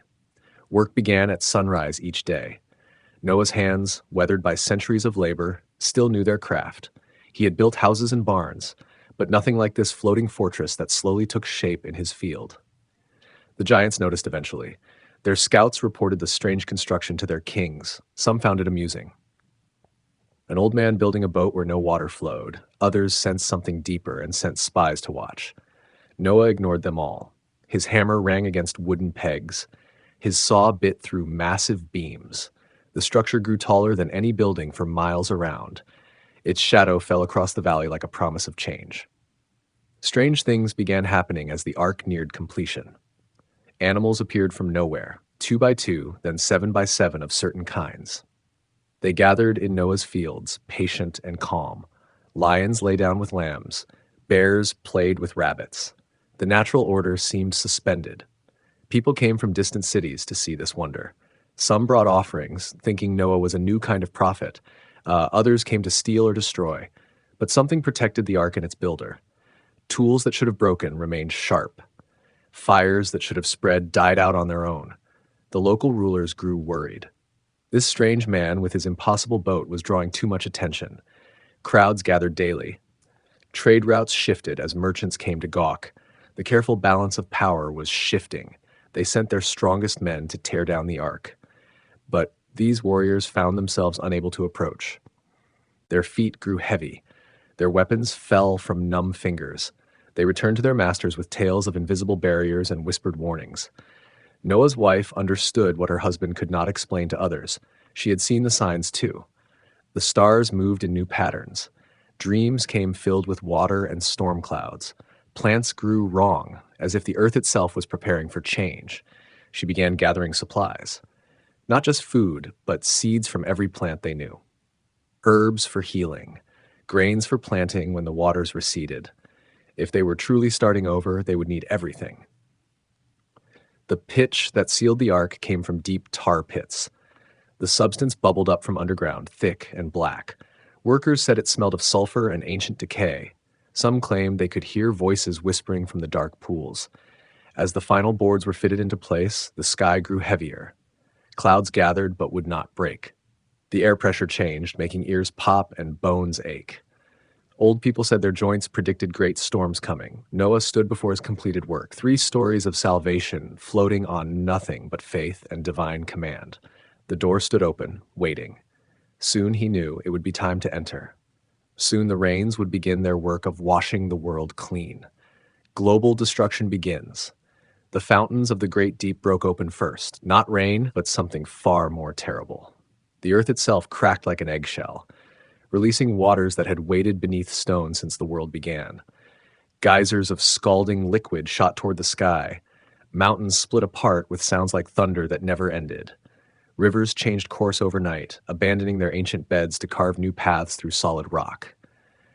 Noah felt the trembling through the soles of his feet. His ark, built on solid ground, now rocked gently as the earth beneath it softened and began to shift. The door had sealed itself the moment the last animal entered. Divine hands had closed what human hands could never open again. The giant kings called emergency councils. Their wise men consulted star charts and sacred stones. Some still believed they could stop what was coming. Others began building their own boats, copying Noah's design but lacking his divine blueprint. Rain began on the second day. Not the gentle showers that blessed crops, but sheets of water that fell like curtains. Each drop was heavy as a stone. They struck the earth with force enough to drive furrows in soft soil. The Nephilim gathered their armies. If heaven meant to destroy them, they would fight back. Giants 30 feet tall raised weapons toward the sky. They shot arrows into the storm clouds and shouted challenges at the wind. Their cities had been built to last forever. Walls of fitted stone blocks, each one weighing as much as a house.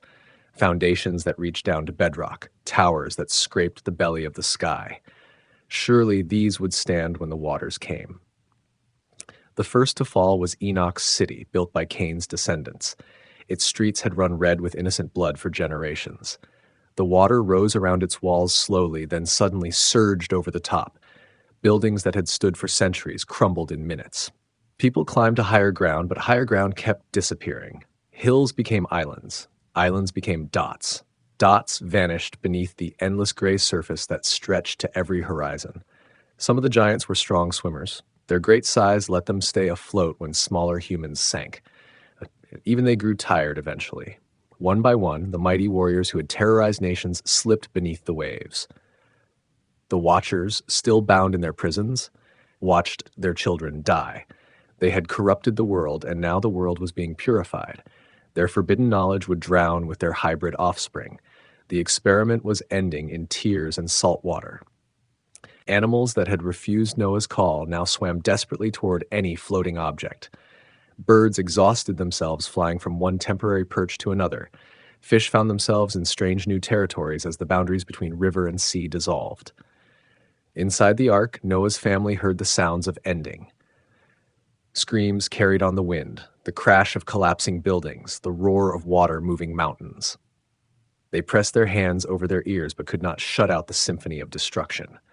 The giants' great libraries flooded first, being built in underground chambers. Scrolls dissolved into pulp. Stone tablets cracked as water froze and thawed in their carved letters. Centuries of accumulated wisdom turned to mud and memory.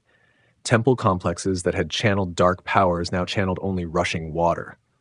Sacred pools overflowed their bounds. Altars where blood sacrifices had steamed now vanished beneath the rising tide. The old gods fell silent. Mountain peaks became islands, then reefs, then nothing at all. The highest places on earth still showed above the surface for a while. Desperate survivors clung to these last remnants of the old world. But even these refuges proved temporary. Some tried to build rafts from wreckage. Pieces of broken palaces became life preservers. Golden throne room doors served as crude boats. But the storm was too strong. Waves tall as buildings swept away these makeshift vessels. The water was not clean. It carried the debris of civilization, broken pottery mixed with human bones. Golden jewelry sank alongside rotting wood. The flood was a great mixing bowl, stirring together all the works of the antediluvian world. For 40 days and 40 nights, the rain continued, but the waters kept rising for much longer. 150 days the flood prevailed upon the earth. The world below the waves became a tomb for an entire age of human history. Inside the ark, darkness surrounded them like a living thing. No windows showed the world outside. Only one small opening near the roof let in enough light to see. The ark had become their entire universe, floating in an endless sea of memory and regret. The animals filled every corner with their presence. Lions and sheep shared the same space, but showed no urge to hunt or flee. Divine peace held them in its palm. Bears slept next to deer. Wolves curled up beside lambs. The ark was Eden in miniature, innocence restored. Noah's wife moved through the cramped passages like a ghost. Her footsteps made no sound on the wooden floors. She tended the creatures with gentle hands, bringing food and water, cleaning their spaces. Work helped keep the grief at bay. Shem spent his days carving, small animals from scraps of wood, human faces from memory. His knife moved without conscious thought, creating beauty from refuse. Each piece was a prayer, a way of holding on to what had been lost. Ham stared at the sealed door. Sometimes he pressed his ear against the wood, listening for sounds from outside, water lapping against the hull, wind moving through rigging. But never voices, never the sound of other survivors calling for help. Japheth kept a record. Marks on wood showed the passing days. Simple drawings told the story of their journey. His chronicles would be the only history of this time between worlds. Future generations would read these symbols and remember. The sound of rain on the roof became their heartbeat, constant drumming that measured their days and marked their nights. When it finally stopped, the silence felt wrong. They had grown used to the storm's rhythm. Food stores filled the lower deck, grain in sealed jars, dried fruits and vegetables, honey that would never spoil, oil pressed from olives that no longer existed. Each meal was communion with the lost world. Water came from rainfall caught in wide bowls. It tasted of clouds and sky. Sometimes they found dead insects floating on the surface. These tiny bodies were messengers from the world above, proof that life still existed somewhere beyond their wooden walls. The smell inside was earthy and warm. Animal musk mixed with fresh straw, the scent of grain and growing things. But underneath it all was something else. The metallic taste of endings, the bitter flavor of survival. Dreams came in waves. Noah saw visions of the world as it had been. Green fields and blue rivers, cities full of people, children playing in streets that now lay fathoms beneath the sea. He woke with tears on his cheeks. His wife dreamed of her garden, roses she had tended with her own hands, apple trees heavy with fruit, herb beds where she had gathered healing plants. All of it gone now, remembered only in sleep. The sons had nightmares. They saw the faces of friends who had mocked their father's project, neighbors who had thrown stones at the ark. All those people were gone now. The weight of being chosen pressed down like lead. Time moved strangely in their floating prison. Days blended into nights. Weeks passed like years. They began to forget what the sun looked like, what grass felt like under bare feet, what it meant to walk on solid ground. Sometimes they thought they heard voices calling from outside, survivors clinging to debris, begging for rescue. But the door stayed sealed. Divine command held it shut against their breaking hearts. They were not meant to be saviors to individuals, but to the future itself. The animals became their teachers in patience. Creatures that should have been restless stayed calm. Predators that should have hunted showed no hunger for meat. The ark was a place where natural law bent to higher purpose. Birds roosted in the rafters, making nests from loose straw. Their songs filled the air with music.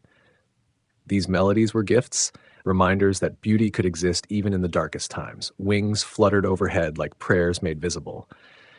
As the days passed, Noah's family began to understand their role.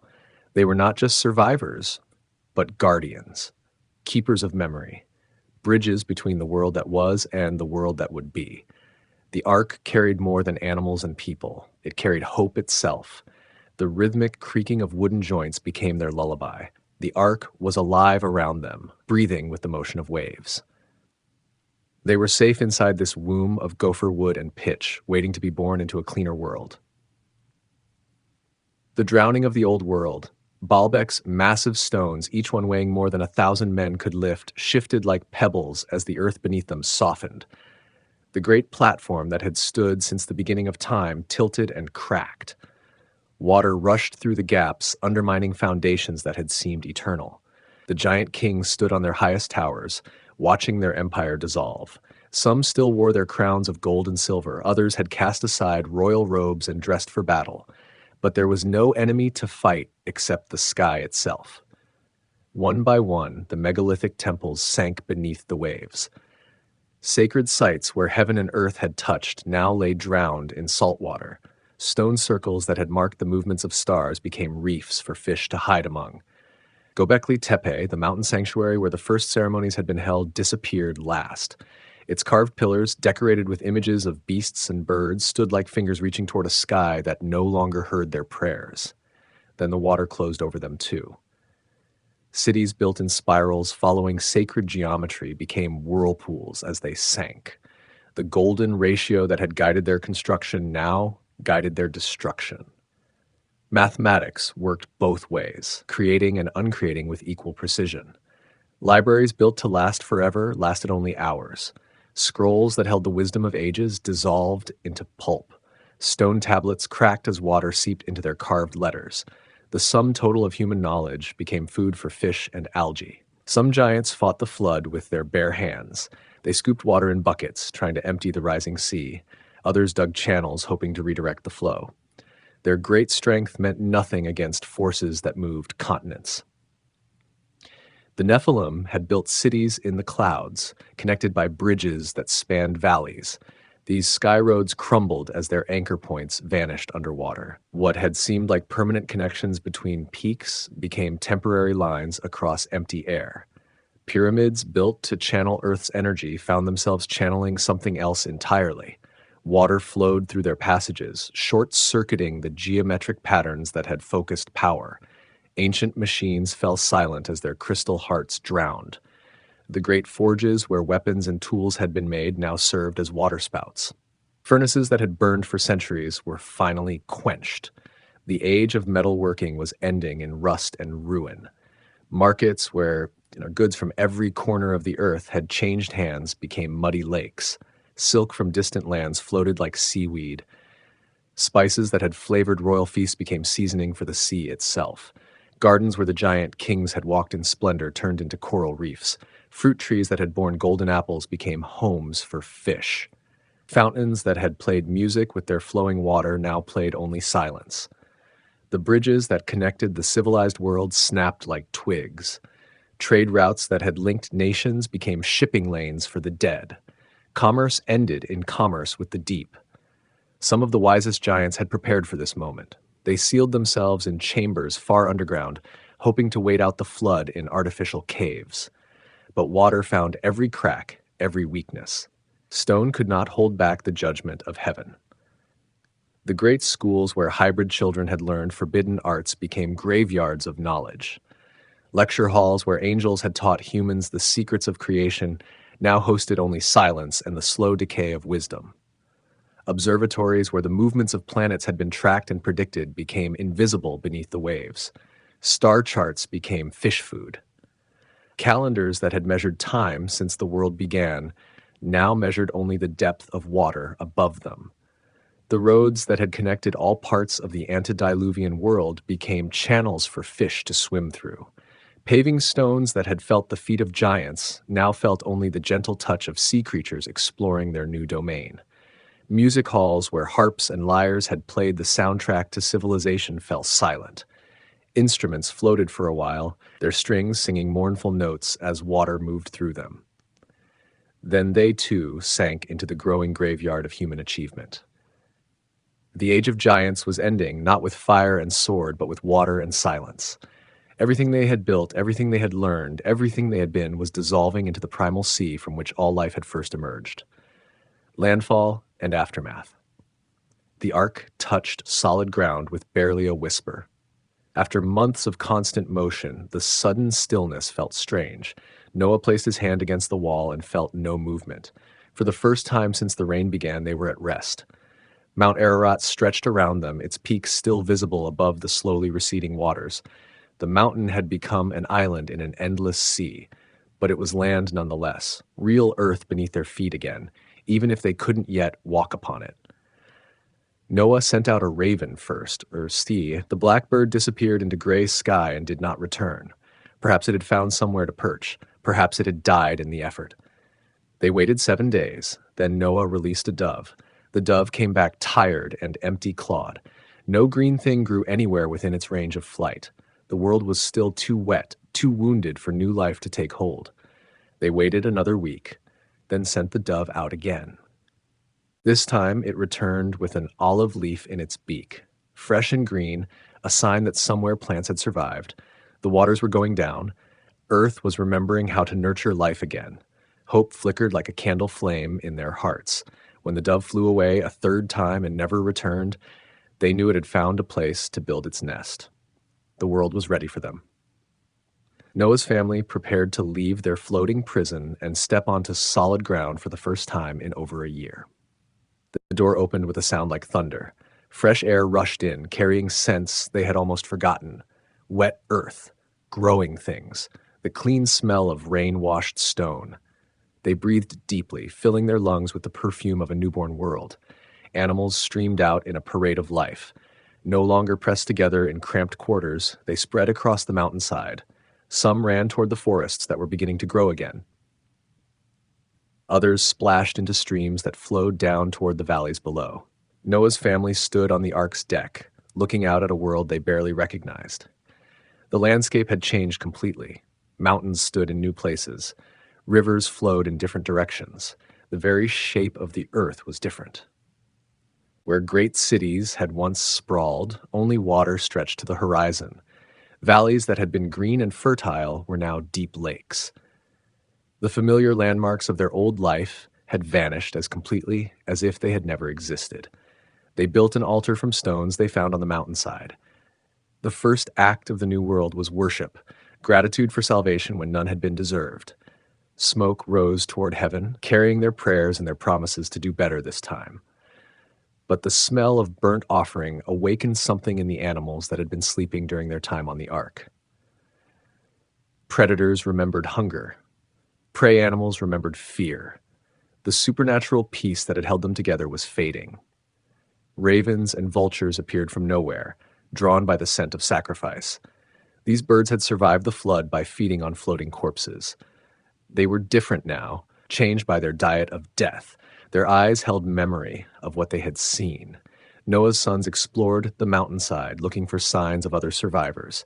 They found bones scattered among the rocks, broken pieces of buildings that had been washed up by the retreating waters, fragments of a lost civilization embedded in mud and stone.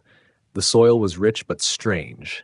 It was mixed with the remains of the old world, pottery shards and precious metals, pieces of carved stone and rotted wood. They would be planting their new crops in ground fertilized by the decay of giants. At night they heard sounds they couldn't identify. Not quite animal, not quite human. Things moved in the darkness beyond their fire. Perhaps some of the old creatures had found ways to survive. Perhaps the flood had changed more than just the landscape. Noah's wife gathered seeds from plants that grew wild on the mountain. Some were familiar, others completely new. The world was experimenting with itself, trying different combinations of life. Evolution was working faster now, accelerated by necessity. They found caves filled with paintings left by earlier inhabitants. Stick figures and animal shapes covered the walls, but some of the drawings showed things that had never existed in their world. Creatures with too many limbs or faces that belonged to no known species. The weather was different too. Storms came and went without warning. The sun seemed brighter but colder. Rain fell in patterns they didn't recognize. The flood had changed more than the surface of the earth. It had altered the very rhythm of the seasons. As weeks passed, they realized they were not alone on the mountain. Other survivors had found refuge on high peaks. Smoke from distant fires showed where small groups had managed to escape the flood. The human race would continue, but it would be different. The new world was quieter than the old one. No giant cities buzzed with activity. No great machines hummed with power. No crowds of people filled marketplaces with noise and energy. This was a gentler world, but also a lonelier one. The sons of Noah and the new nations, Shem received his father's blessing with quiet dignity. The oldest son, he carried the weight of primogeniture and the burden of memory. His children would inherit the priesthood of the new world, keepers of the sacred names and holy traditions. Ham laughed too often and too loudly, as if trying to fill the silence left by missing multitudes. His restless energy drove him to explore farther and climb higher than his brothers. He found caves filled with strange crystals and pools that reflected light in impossible colors. Japheth was the builder among them.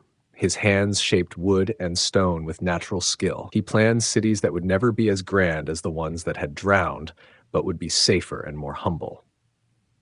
His mind worked in straight lines and solid foundations. The three brothers walked different paths down from the mountain. Shem headed toward the rising sun, seeking lands where rivers flowed gently and crops would grow easily.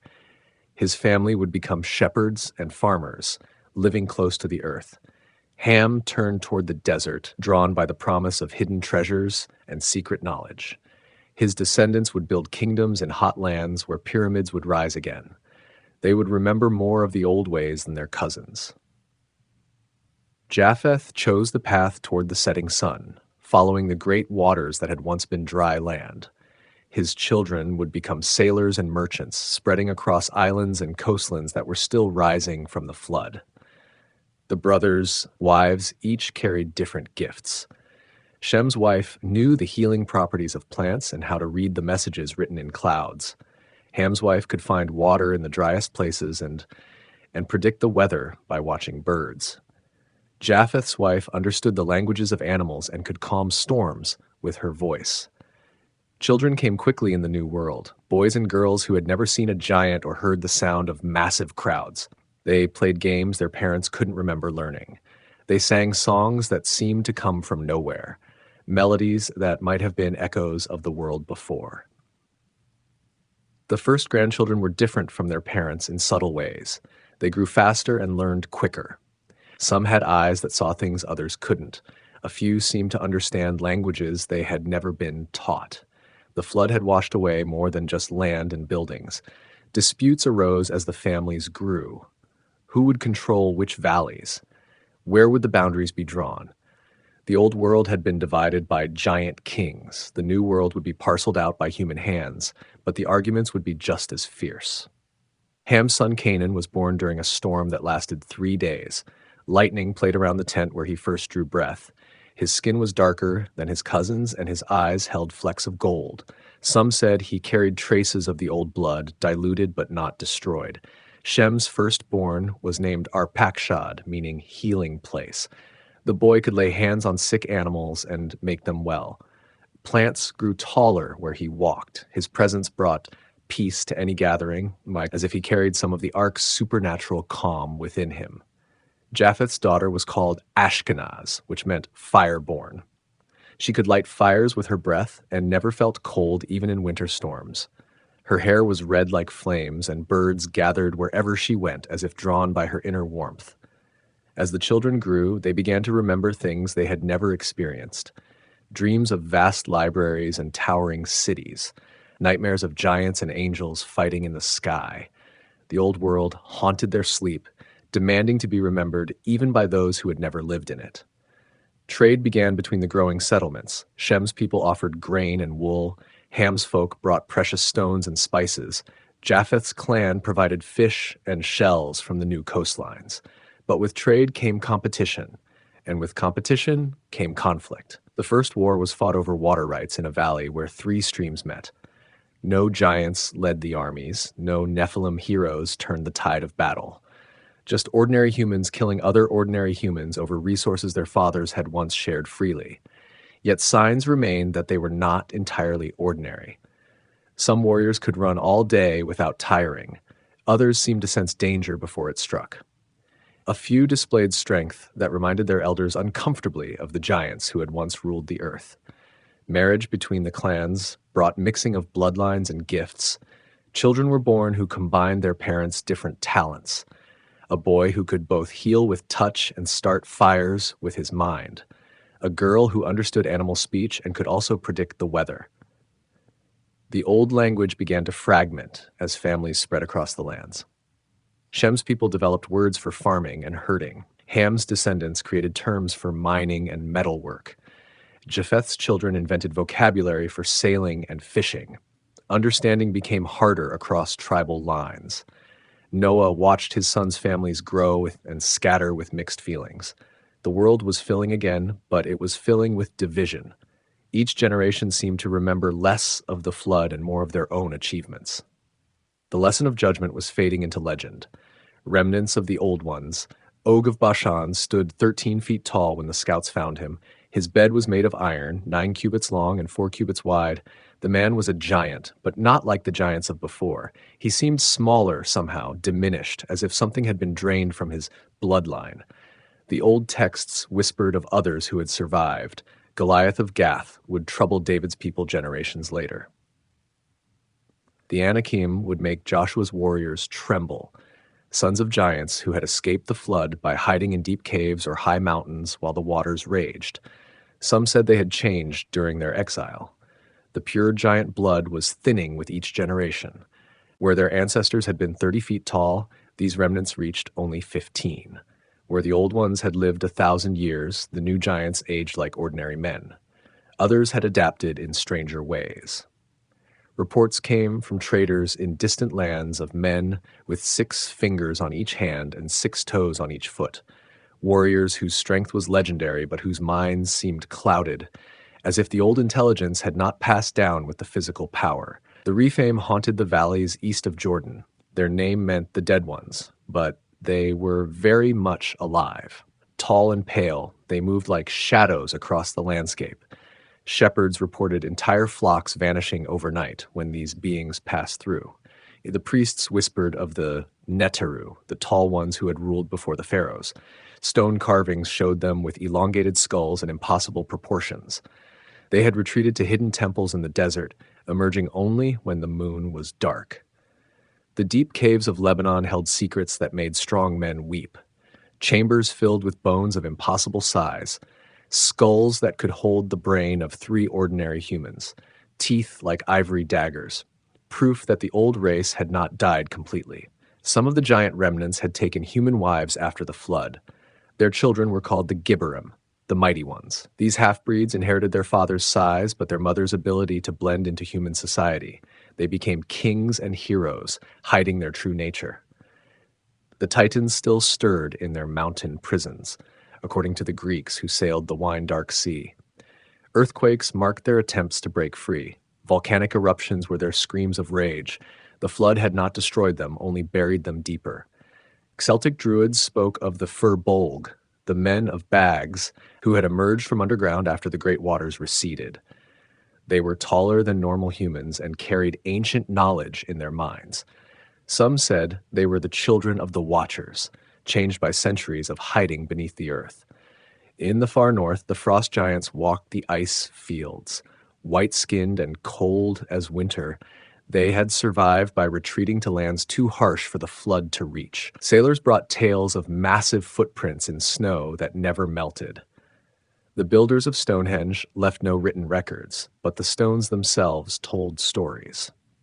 Only giants could have lifted such massive blocks. Only beings with ancient knowledge could have aligned them so perfectly with the stars. The monument was a sign that the old ones still worked in the world. Some remnants had rejected their giant heritage. They used herbs and rituals to shrink themselves, choosing to live as large humans rather than small giants. But their children sometimes reverted, growing to unexpected heights and displaying strength that startled their families.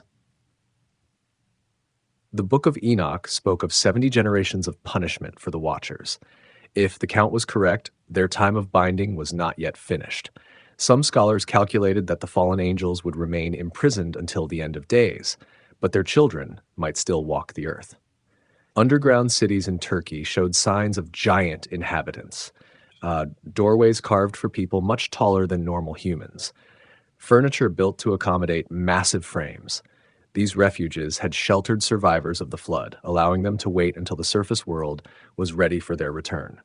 The smiths of the ancient world often showed signs of giant blood. Metalworking required great strength and knowledge of fire. Many of the master craftsmen who forged swords for kings and armor for heroes stood head and shoulders above ordinary men.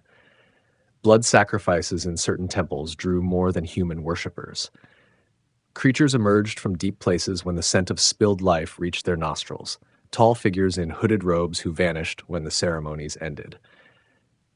The old appetite for worship had not died with the flood. Some giants had learned to hide in plain sight.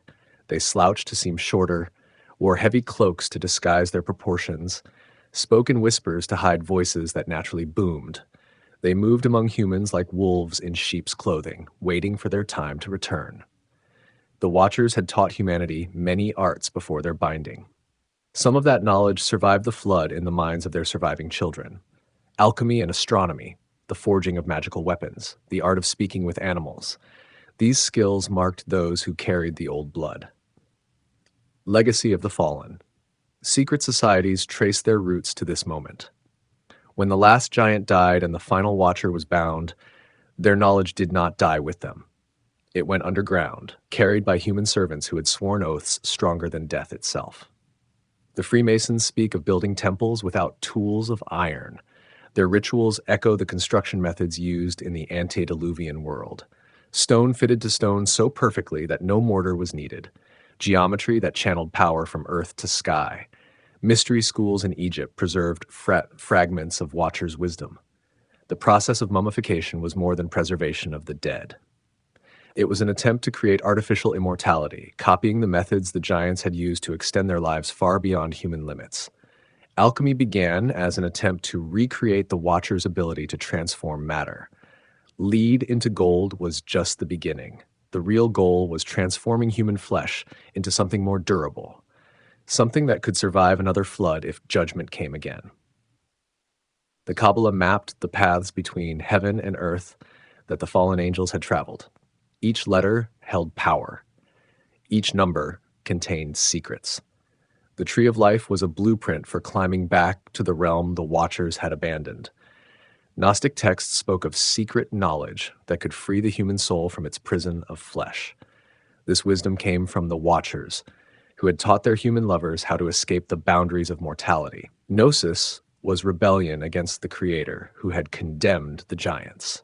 The Templars discovered something beneath Solomon's temple that changed them forever. Scrolls written in languages that predated the flood, artifacts that hummed with residual power from the antediluvian world. They returned to Europe with treasures more valuable than gold. Banking began with the Templars' need to hide their forbidden wealth. They created systems of credit and debt that linked kingdoms across continents. Money became the new magic, allowing those who understood its secrets to control nations without armies. The Rosicrucians claimed to possess the complete teachings of the Watchers. Their manifestos promised the restoration of ancient wisdom and the transformation of human society. They worked in secret, placing their initiates in positions of power throughout European courts. Universities were founded to preserve and study the fragments of pre-flood knowledge. The trivium and quadrivium that formed the basis of medieval education were echoes of the curriculum taught in the giants' schools. Liberal arts were the shadow of forbidden sciences. Gothic cathedrals were built using sacred geometry learned from the ruins of giant temples. Their spires reached toward heaven like the towers of Babel. Their rose windows captured light in patterns that opened the mind to receive visions. Stone became a vehicle for remembering. The printing press made it possible to spread the old knowledge faster than ever before. Books that had existed only in single copies could now be reproduced endlessly. The Watchers' teachings, disguised as philosophy and science, reached minds across the known world. The Renaissance was really a remembering. Artists and scholars claimed to be rediscovering classical learning, but they were actually uncovering something much older.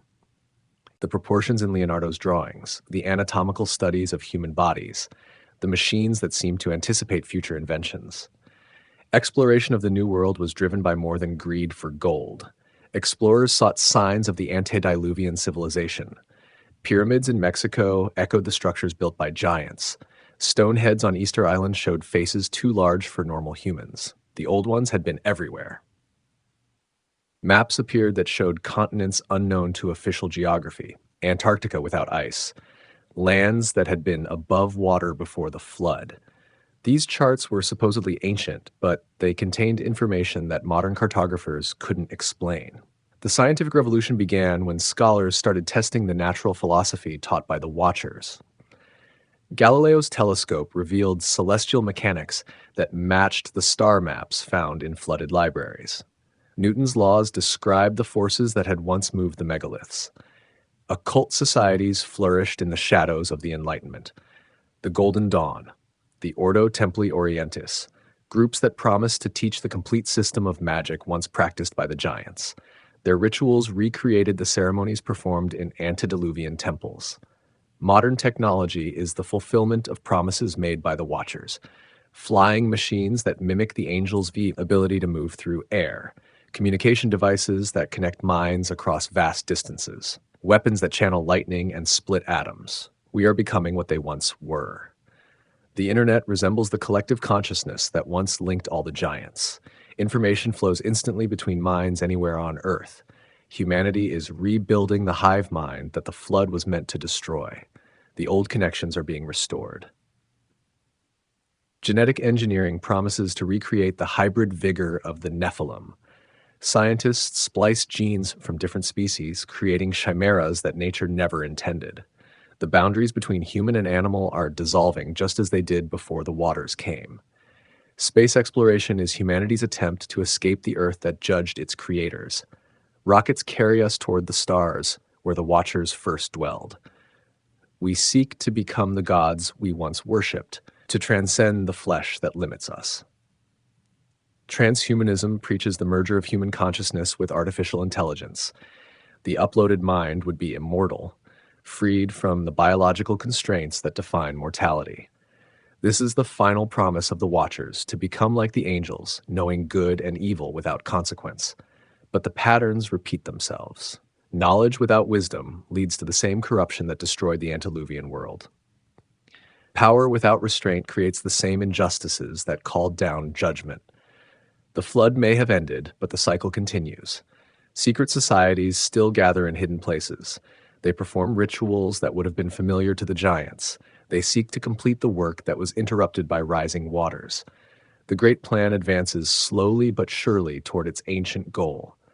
The symbols are everywhere for those who know how to read them. All-seeing eyes on currency, pyramids on corporate logos, pentagrams in government buildings. The language of the pre-flood world is written across the landscape of modernity. Some say the Watchers are stirring in their prisons. Earthquakes mark their attempts to break free. Volcanic eruptions voice their rage at continued captivity. The 70 generations of punishment may be drawing to a close. Others believe the giants are already walking among us. Hidden in plain sight, they guide human evolution toward its predetermined end.